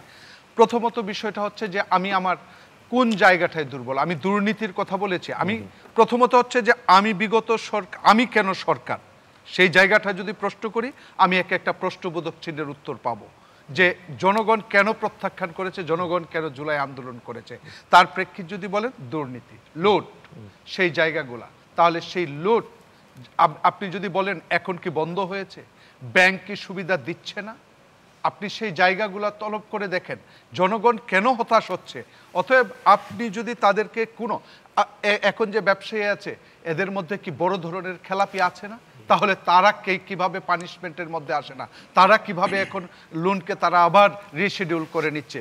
বিষয়টা হচ্ছে সেই জায়গাটায় আমার কোনো ছাড় হবে না। যে কথাটা বলছে, আমি আসলে এই অবস্থায় যদি হতাম আমি চরম অজনপ্রিয় হতাম, কিন্তু আমার একটা ফোর্স থাকতো, রাষ্ট্রের এজেন্সিগুলো আমার বড় ফোর্স। অজনপ্রিয়তাকে কাটিয়ে জনপ্রিয় হওয়া, আপনি ভালো কাজ দেখান, যে ব্যাংকের খেলাপি ঋণ কমে যাচ্ছে, যেমন আমরা মাননীয় গভর্নর মহোদয় এখনো প্রশংসা কিছুটা পাচ্ছেন। কি জন্য পাচ্ছেন? টাকাকে আমরা বাজারে ছেড়ে দিতে বলেছি, যাওয়ার পরেও স্টেবল আছে। এখন আমরা একটা অনিশ্চয়তার মধ্যে আছি, সেটা ঠিক, কারণ রেমিটেন্স আসছে, এই রেমিটেন্স নিয়ে আবার কি গ্লোবাল পলিটিক্স হয়, রেমিটেন্স কমে যেতে পারে। আবার ধরেন ট্যারিফ নিয়ে কথা হচ্ছে, ট্রাম্প ট্যারিফ, সেই জায়গাটা আসলে কোথায় আপনার অবস্থানটা দাঁড়াবে। আপনার ইন্ডিয়া থেকে আবার বিজনেস তুলা আনতে পারবেন না, সেটা খরচ বেড়ে যাবে, আমেরিকা থেকে আনবেন। অতএব এখানে একটা বিজনেস, কস্ট অফ ডুইং বিজনেসের বিষয় আছে, প্রাইসের মধ্যে রিফ্লেক্টর। তা আমি যে কথাটা বলছেন, প্রথমত বিষয়টা হচ্ছে যে সকল দুর্নীতি হয়েছে ব্যাংক লুটের সাথে জড়িত তাদেরকে এক্সেম্পলারি পানিশমেন্ট দেন। রাষ্ট্রের জন্য শিক্ষা হবে যে ব্যাংক থেকে লুট করার জন্য টাকা নেই না, ব্যাংকের টাকা জনগণের টাকা, ওরা মনে করে তার জন্য ক্ষমতায় বসে। এই জায়গাটার একটা বড় সিগন্যাল দরকার ছিল, আমরা কি সেটা পেয়েছি? সেটা পাই নাই। অতএব এটা অজনপ্রিয় হতে পারে তাদের কাছেই, কিন্তু এটাও পপুলিস্ট, আপনি দেখবেন জনগণ সেটা দিত। দ্বিতীয়ত আপনি বলেছেন যে ধরেন ট্যাক্স, আমার রাজস্ব আমরা বলছি পৃথিবীতে কম, আপনি অর্থনীতির লোক, অতএব আপনি জানেন যে আমার টাকা আর্থিক সক্ষমতা বাড়ানোর দরকার। আপনি সক্ষমতা বাড়ানোর জন্য একটা পদক্ষেপ বলেন, আপনার কাছে 1 কোটি মানুষের টিআইএন নাম্বার লিস্ট সহ আছে, তাদেরকে আপনি 10 মাসে আনতে পারেন না, এই বাজেটেও বলছেন বাড়াবেন, তার পদক্ষেপ দেখি না। অতএব আপনি তাদের কাছে জনপ্রিয় হতে চান যারা ধনিক শ্রেণী, যাদের টাকা আছে কিন্তু রাষ্ট্রের অর্থ দিচ্ছে না, মানে এই রাষ্ট্রের টাকা তারা ভোগ করছে সেই জনগোষ্ঠীটাকে। আপনি যদি সেই জনগোষ্ঠীর হন, আপনি তো সেই সরকার থাকতে পারেন না। প্রথমত আপনি তো বৈষম্যের সরকার, আপনি তো এদের টাকা এনে দরিদ্রদের জন্য দেওয়ার কথা, তাহলে আপনি তো সেই গোষ্ঠীটাকে ফেভার করছেন। আমি যদি হতাম তাহলে আমি এই গোষ্ঠীর এগেইনস্টে দাঁড়াতাম। আমি আমার অবস্থান থেকে বলছি, সেই জায়গা থেকে। আরেকটা জিনিস হচ্ছে, আমি সারা জীবনের জন্য থাকবো না, সেটাও কিন্তু আমার বিষয় ছিল, যে আমি একটা রাজনৈতিক বন্দোবস্ত করতে হবে, কারণ এই ধরনের সরকার পৃথিবীতে যেহেতু অস্তিত্ব নাই, এই জন্যই একজন নোবেল লরেট সারা পৃথিবীর মানুষ চিনে, বাংলাদেশের প্রধানমন্ত্রী হইলে কয়জন মানুষ চিনে জানি না, বাট তার থেকে কোটি কোটি মানুষ তাকে বেশি চিনেন। অতএব উনাকে, মাননীয় প্রধান উপদেষ্টাকে দেখে রাষ্ট্রের বিনিয়োগকারীরা ঝাঁপিয়ে পড়ে নাই, পৃথিবী থেকে বিদেশি বিনিয়োগ আসে নাই। বুঝতে হবে নোবেল লরেট দিয়ে আপনি পৃথিবীর যত আপনি সরকার প্রধান করেছেন, সরকার প্রধান করার পর রাষ্ট্রের প্রধান দায়িত্বে দিয়েছেন, প্রধান উপদেষ্টা হয়েছেন, কিন্তু নোবেল লরেট হয়েছেন। পৃথিবীতে অন্য প্রধানমন্ত্রী হলে তার থেকে বেশি মানুষ চিনত, কিন্তু তারপরেও বিদেশি বিনিয়োগ দাওয়াত করেছেন। বিদেশি বিনিয়োগ খালি শুধু এমওইউ হয়েছে, নট রিয়েলাইজেশন হয় নাই। বিষয়টা হচ্ছে তার মানে কি আমার রাজনীতিক সরকারের কাছে ভোটের মাধ্যমে দিতে হবে। উচিত ছিল আমি 6 মাসের জন্য হতাম, আমি 6 মাস জাস্ট 6 মান্থ হবে জনগণের উদ্দেশ্যে ভাষণ দিতাম যে আমি এই 6 মাসে এই করতে চাই, আমি প্রশাসন চাই, আপনাদের সাধারণ জনগণ চাই, এই মুহূর্তে কোনো রাজনীতি চাই না, আমি কোনো রাজনীতিবিদের কথা শুনবো না, আমি নির্বাচনের দিন দেব, আলটিমেটাম প্রথম দিন ঘোষণা করতাম যে 6 মান্থস মিন দিস। আমার ক্ষমতা এর মধ্যে এই সমস্ত জায়গাগুলা আমি পরিষ্কার করতে চাই। সেটা যদি সেই সরকার, রাজনৈতিক সরকার তখন সিগন্যাল পেয়েই এই সিটে বসে সেই কাজটুকু সামান্য হইলেও করত এবং সামনের দিক যেত। এখন যে সরকারি ক্ষমতায় বসুক না কেন, উনারা যদি সংস্কারের কথা বলে, এই সংস্কার সাধারণ মানুষ সংস্কারকে সংস্কার হিসাবে নিচ্ছে না। কারণ দেখেন, যাকে সিপিডির দেবপ্রিয় ভট্টাচার্যের কথাই বলি, উনারা শ্বেতপত্র করেছেন, এখন উনারাই বলছেন কিছু করছে না, তাহলে এই লক্ষ্যে অন্যরা কিভাবে ট্রাস্ট করবে যে উনি করবেন? সেই জায়গাটা থেকে একটা আমি বলবো কি জনগণের ভিতর এক ধরনের কনফিউশন তৈরি হয়েছে যে আসলে এই যে অনিশ্চয়তা তৈরি হয়েছে, সেই অনিশ্চয়তা শুধু রাজনৈতিক অনিশ্চয়তা না, সেটা অর্থনৈতিক অনিশ্চয়তা, এই যে সামাজিক অস্থিরতা, সব কিছু মিলে একটা আনসার্টিনিটি। সেই জায়গা থেকে আসলে প্রকৃতপক্ষে এখন বের হব কিভাবে, সেই জায়গাটুকু কিন্তু আমাদের মতো যারা শিক্ষিত তারাই কিন্তু দেখতে পাচ্ছি না। অতএব আমি জানি না সাধারণ জনগণ কি ভাবছে। ধন্যবাদ ফরিদ ভাই। আমি আপনার কাছ থেকে শুনতে চাই, মোটামুটি আমাদের এই বাজেটের আলোচনায় শেষ পর্যন্ত একটা নির্বাচিত সরকার, এই আলোচনাটা কিন্তু চলে আসলো। আমি যদিও ওই অর্থে আনতে চাই না, কিন্তু আমাদের আলোচকরাই এনলেন। মোয়াজ্জেম ভাই বললেন যে এই অর্থনৈতিক এই যে একটা স্টেগনেন্ট অবস্থায় আমরা আছি, বা আমরা যে একটা নেগেটিভ ধারায়ও আছি, এবং সামনে অনেকগুলো চ্যালেঞ্জ আসলে আছে, এলডিসি গ্র্যাজুয়েশন আছে, আরও অনেক কিছু আছে। তো নির্বাচন হলে বা নির্বাচনের পরে যে সরকার আসবে, তাদের জন্য আসলে কোন জায়গায় আমরা গিয়ে, মানে তাদেরকে আমরা কোন জায়গায় দাঁড়াবো তখন? ধন্যবাদ। আমি যেটি বলি সেটি মোয়াজ্জেম সাহেবের সাথে এক টক শোতে আমি বলেছিলাম যে এই যে ইলেকশন নিয়ে পলিটিক্যাল পার্টিগুলি এত বার্গেন করতেছে, কিন্তু ধরেন অর্থনীতিতে যে সংকটের কথা আমরা এখানে আলোচনা করছি, সবাই জানে কোনো পলিটিক্যাল লিডার তো এই সংকট নিয়ে কোনো আলোচনা করেননি। এবং ইভেন যারা ইলেকশনে আশা করতেছে যে তারা ক্ষমতা আসবে, তাদের শ্যাডো ফাইন্যান্স মিনিস্টার কে আমি তো জানি না, উনি তো কোনো কথা বলেন নাই। এই রেভিনিউ অথবা গভর্নমেন্টের যে সব কিছু deficit financing, debt, interest payment, সামাজিক খাতে বিনিয়োগ কম, এই যে সম্পদের এই সমস্যা, অর্থনীতির যে বিভিন্ন সমস্যা আমরা এখানে আলোচনা করছি, কই আমরা তো কোনো পলিটিক্যাল পার্টি থেকে একটি কথাও শুনি না। তাহলে ওনারা তো গত 40 বছর ধরে, এখন এই গভর্নমেন্ট তো এই সাময়িক অথবা 2007-এ কয়েক মাস ছিল, অন্য সময় তো ইলেক্টেড গভর্নমেন্টই ছিল। কই ইভেন এনবিআর সংস্কারের ব্যাপারে কোনো পলিটিক্যাল গভর্নমেন্ট তো কোনোদিন একটি কথা বলে নাই, আজ পর্যন্ত বলে নাই, কোনো গভর্নমেন্ট বলে নাই। আমি তো বলেছি যে এনবিআরের যা কিছু ক্যাপাসিটি ডেভেলপমেন্ট বর্তমানে আপনি দেখবেন এটি ডেভেলপমেন্ট পার্টনারদের চাপে হয়েছে, এবং সেটাও কিন্তু আমাদের গভর্নমেন্ট কিন্তু ইমপ্লিমেন্ট করতে পারে নাই। এই দায় কিন্তু পলিটিক্যাল অথরিটিকে, গভর্নমেন্টকে নিতে হবে। কখনো কিছু করে না। আমি যেহেতু এনবিআর দীর্ঘদিন ছিলাম, আমি 10 বছর মেম্বার ছিলাম, আমি এনবিআর রিফর্মের সাথে সরাসরি জড়িত ছিলাম দীর্ঘদিন সারা জীবন, এখন আমি কাজ করি, কিন্তু আমি কোনো পলিটিক্যাল গভর্নমেন্টকে কখনো দেখিনি কথা বলতে, কখনো দেয়। বিশ্বব্যাংক আমাদেরকে জিজ্ঞেস করছে, তোমাদেরকে অন্যান্য দেশে প্রোগ্রাম দিচ্ছি, সেই প্রোগ্রামে ওই সমস্ত দেশ ডেভেলপ করছে, তোমাদেরকে দিচ্ছে, তোমরা করতে পারো নাই কেন? কোনো জবাব নাই, কারণ পলিটিক্যাল ওনারশিপ ছিল না। আর পলিটিক্যাল ওনারশিপ ছাড়া তো আসলে ডেভেলপমেন্ট কখনোই হবে না, গণমানুষের কাছে যাবে না, এটা হবে না। কাজে অবশ্যই রাজনৈতিক সরকারই একমাত্র সমাধান, কিন্তু সেই সরকার তো অবশ্যই তাকে দায়িত্ব নিয়ে হতে হবে। আপনি বলেন কেউ তো একটি, আমি জিজ্ঞেস করছিলাম যে যারা ক্ষমতা আসার চিন্তা করছে তাদের পসিবল ফাইন্যান্স মিনিস্টার কে, আমি একজন নেতাকে জিজ্ঞেস করলাম, তিনি অনেকদিন পরে বললেন যে আমি আলোচনা করে দেখছি 2-3 জনের নাম, বললাম কই ওনারা তো একটি কথাও বলেন না। তারপরে একদিন দেখি এক সেমিনার একজন বলছেন, ওনার কথা শুনে মনে হচ্ছে 80-এর দশকে আছেন, এভাবে কেন হবে? আপনি 80 দশকের নলেজ নিয়ে আমাকে তো ইয়ে করতে পারবেন না, ফিট ইন করানো যাবে না। পারবে না। কাজে এখানে পলিটিক্যাল অথরিটিকে অবশ্যই সমাধান হচ্ছে রাজনৈতিক সমাধান, এর কোনো বিকল্প নাই। কিন্তু সেটা রাজনৈতিক কর্তৃপক্ষকে অবশ্যই সেই দৃষ্টিভঙ্গি নিয়ে প্রোগ্রাম নিয়ে আসতে হবে। জি নিশ্চয়।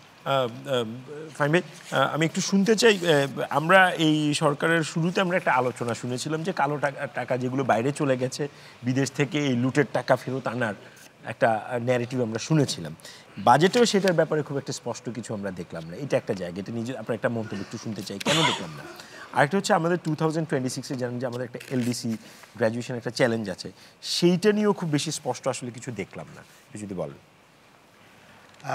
আমি যদিও এর মধ্যে অনেক রেটোরিক্স আছে, আমি ব্যক্তিগতভাবে আসলে টাকা ফিরিয়ে আনার ব্যাপারে খুব বেশি আশাবাদী না। হ্যাঁ, আচ্ছা।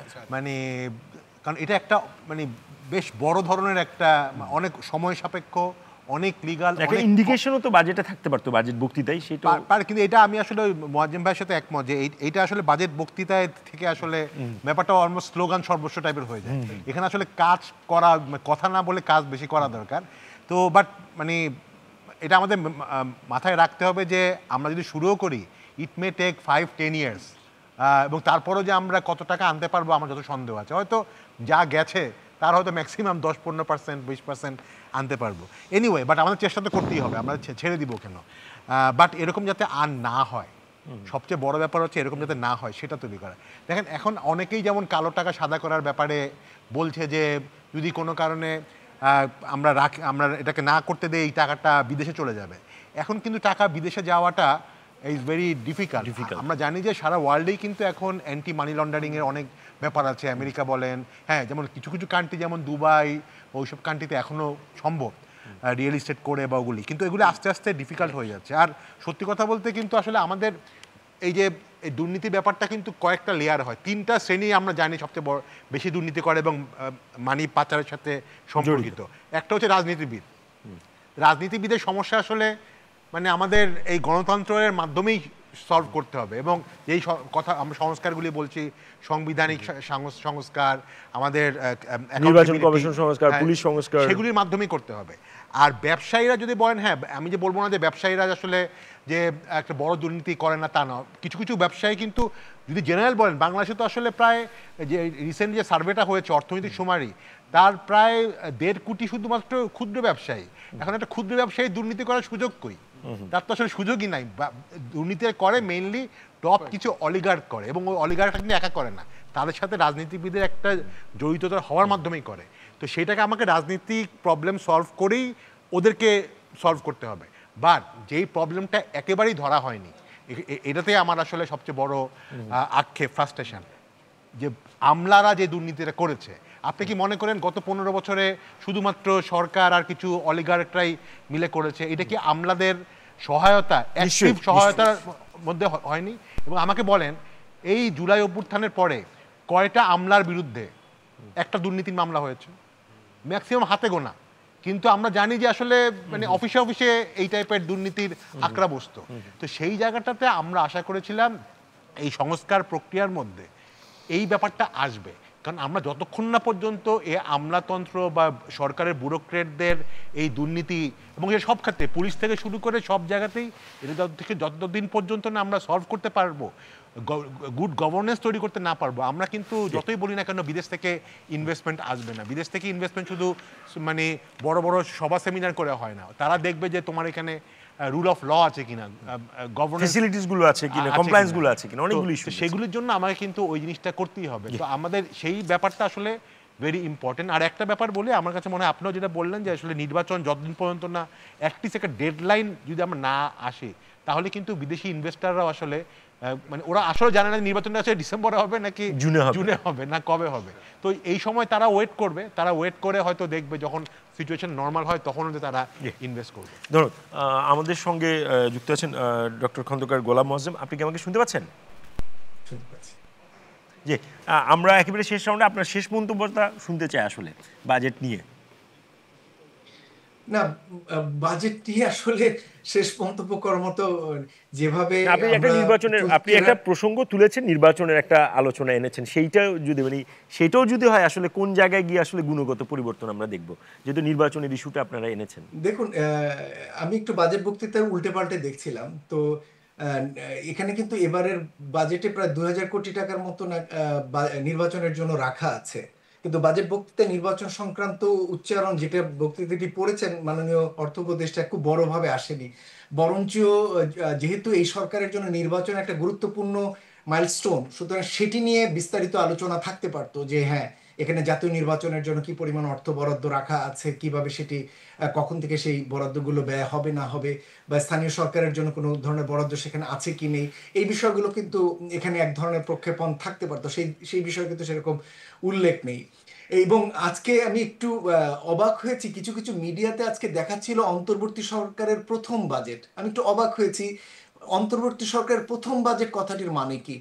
আমি কিন্তু মনে করি যে অন্তর্বর্তী সরকারের দায়িত্বটি হচ্ছে একেবারে অন্তর্বর্তী, এবং এর একটা গুরুত্বপূর্ণ দায়িত্ব হচ্ছে যেহেতু তারা একটা বড় রকমের উদ্যোগ নিয়েছেন, কিছু সংস্কার করবেন, আমার কাছে মনে হয় যে এই মুহূর্তে নির্বাচনজনিত সংস্কারগুলোকে প্রাধিকার দিয়ে যত দ্রুত নির্বাচিত সরকারের কাছে হস্তান্তর করা যায়, এবং বাজেট এই সময়কালে বাজেট যতটুকু নিয়ে যাওয়ার তারা সেই জায়গাটুকু তারা নিয়ে যাওয়ার উদ্যোগ নেবেন। এই বাজেটের ভিতরে যে কিছু কিছু ইতিবাচক বিষয় তো আছেই, যেমন আমি বললাম পরিবেশের ক্ষেত্রে বেশ কিছু ইতিবাচক জিনিস দেখেছি, ট্যারিফ পলিসির ক্ষেত্রে একটা বড় রকমের চেঞ্জ দেখেছি, যেটা আসলে করতেই হতো এই সরকারকে, সেই জিনিসগুলোতে বেশ কিছু উদ্যোগ আমরা এখানে দেখলাম। কিন্তু সামগ্রিকভাবে যদি বলতে হয়, আমি বলবো যে এক ধরনের অন্তর্বর্তী ব্যবস্থা হিসেবেই যেন সরকার বাজেটটিকে নেন, এবং দ্রুততর সময় যাতে একটি নির্বাচনের দিকে যে একটি নির্বাচিত সরকারের কাছেই যাতে ক্ষমতা হস্তান্তরিত হয়, এবং তার মাধ্যমেই যাতে বাজেটের বাকি অংশটুকু বাস্তবায়ন হয়। আমার ধারণা তার ফলে সামগ্রিকভাবে অর্থনীতিতে বড় রকমের একটা ত্বরণ আসবে, যেটা আগামী দিনের জন্য আমাদের ইতিবাচক। যতই আমরা সীমাবদ্ধতা বলি রাজনীতিবিদদের, তারা এটা তারা সেটা, কিন্তু আলটিমেটলি আমি মনে করি যে রাজনীতিবিদদের মাধ্যমেই দেশ পরিচালনাটি দীর্ঘমেয়াদে অর্থনীতির জন্য ইতিবাচক। ধন্যবাদ ডক্টর খন্দকার গোলাম মোয়াজ্জেম, আপনি আমাদেরকে সময় দিয়েছেন। এবারে আমি একটু শুনতে চাই, আমাদের সঙ্গে অর্থ সূচকের সম্পাদক জিয়াউর রহমান আছে একদম শেষ দিকেই, যেটা ডক্টর খন্দকার গোলাম মোয়াজ্জেম আনলেন যে যত দ্রুত সম্ভব নির্বাচিত সরকারের কাছে, অবশ্যই রাজনীতিবিদদের অনেক সমালোচনা সীমাবদ্ধতা আছে, তারপর দিন শেষে যেহেতু গণতন্ত্রায়নের একটা জায়গায় এই সরকারও তো তাদের 3টে ম্যান্ডেটের মধ্যে একটা ম্যান্ডেট তো নির্বাচন, তো সেইটা হলে আসলে কতখানি সুফল পাবো একটা ডেমোক্রেটিক গভর্নমেন্ট? সুফল তো আমরা পাবোই। আমরা জানি না যে সরকার কে আসবে, তার মন্ত্রী কি হবে, তাদের পলিসি কি হবে সেটা জানি না, এবং দু একটি দলের অতীতের পারফরমেন্স আমরা যা দেখেছি, যেটা আমাদের মনে আছে, তাতে খুব বেশি আশাবাদী হওয়ার মতো সুযোগ কিন্তু নাই। কিন্তু তবু কেন আমরা নির্বাচনের কথা বলি, সেটা হলো একটা হলো যে গণতন্ত্র এবং মানুষের কাছে জবাবদিহিতার বিষয়, দ্বিতীয়ত হচ্ছে এখন একটা বড় শূন্যতার মধ্যেই আমরা আছি। সাধারণ মানুষ, আমলা, ব্যবসায়ী সবাই জানেন এই সরকার অন্তর্বর্তী সরকার, সুতরাং এই সরকার যে সংস্কারই করতে যাক, কঠোর কোনো উদ্যোগী নিতে যাক, সেটার জন্য যে ধরনের সমর্থন পাওয়া দরকার সে সমর্থন কিন্তু তারা পাচ্ছে না। আপনি দেখেন মব ভায়োলেন্স কন্ট্রোল করতে যায়, কন্ট্রোল করতে পারছে না, নানা ধরনের নির্দেশনা দিতে দিচ্ছে না, এনবিআর সংস্কার করতে যায় ব্যাকফুটে আসতে হয়, প্রশাসনে সংস্কার করতে যায় ব্যাকফুটে আসতে হয়। এই যে একটি অবস্থা, কেন প্রশাসনের এত সাহস? কারণ প্রশাসনের লোকজনও জানে যে এই ব্যাটা তো বেশি দিন থাকবে না, ইলেকশন হবে আরেকজন আসবে, সুতরাং তার রুট লেভেলে পর্যন্ত সমর্থক নাই, নেতা নাই, কেউ যে আমাদের জনমত তৈরি করে চাপ দিয়ে বাধ্য করবে সেই মেকানিজম তার কাছে নাই। এই যে সুযোগটা অন্যরা নিচ্ছে, যদি প্রফেসর সাদা যেটা বলেছিলেন শুরুতেই, যদি সরকার বলতো যে ভাই আমি 1 বছরই থাকবো, এই বা 1.5 বছরই থাকবো, এই ডেটে এটা হবে, আমার কেউ ডিস্টার্ব করবে না, তাহলে কি কমতো? এটা আমি বিশ্বাস করি 1 বছর 1.5 বছরও না।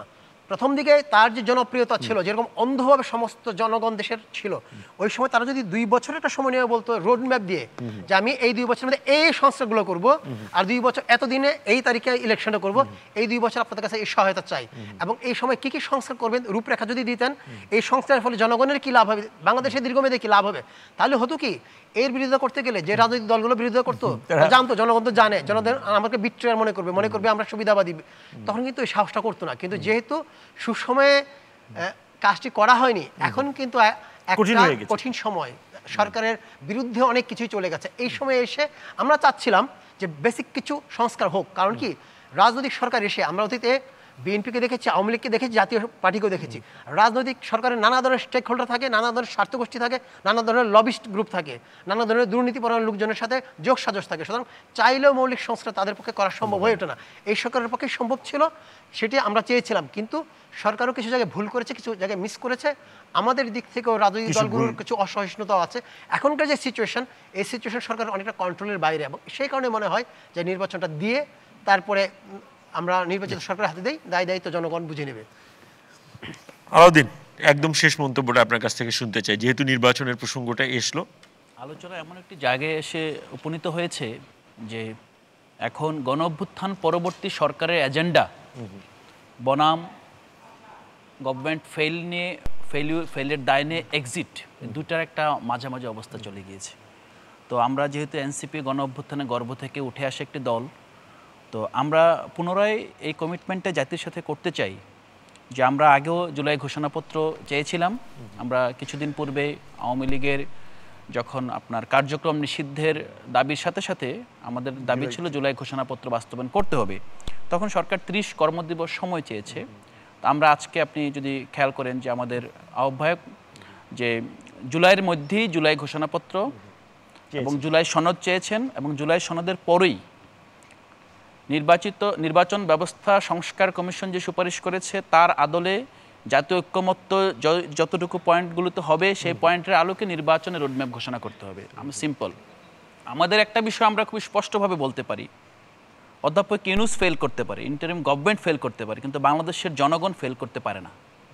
যদি এই গভর্নমেন্ট জন আকাঙ্ক্ষার একটি সরকার হয়, তো এই সরকার যদি জন আকাঙ্ক্ষার যেই এজেন্ডা সেগুলো বাস্তবায়ন না করতে পারে, তাহলে ভবিষ্যতে আমরা এই গভর্নমেন্টকে রিফর্মের দাবি জানাবো। বাট এখানে রিফর্ম হতেই হবে।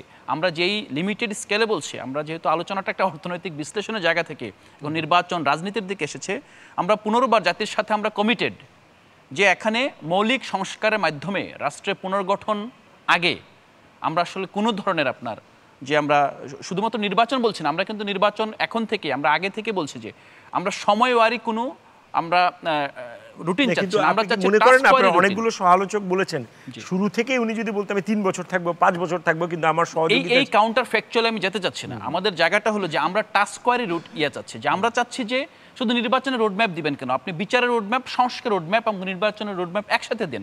আপনি যদি মনে করেন 6 মাস পরে আপনি নির্বাচন দেবেন, আমাদের পক্ষে কোনো প্রবলেম নেই, আমাদের কিছু দাবি আছে, আপনি দাবিগুলো 6 মাস আগে বাস্তবায়ন করেন।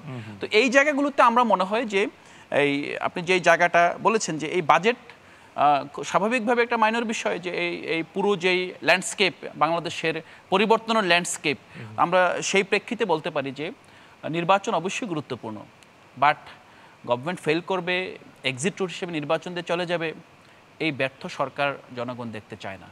এবং আমরা এই সরকারকে শত সমালোচনা সত্ত্বেও ব্যর্থ হতে দিব না। আমরা আবারও বলছি যে ব্যক্তি পরিবর্তনীয়, কিন্তু জনপ্রত্যাশা, জনগণ যেই আকাঙ্ক্ষায় এই গভর্নমেন্টকে বসিয়েছে, এই আকাঙ্ক্ষার সাথে আপনার কোনো বেইনসাফি হতে পারবে না। ধন্যবাদ আপনাদের সকলকে, অসংখ্য ধন্যবাদ। দর্শক, আজ এই পর্যন্ত। আগামী সপ্তাহে নতুন কোনো ইস্যু নিয়ে আমরা হাজির হব। সেই পর্যন্ত সবাই ভালো থাকুন।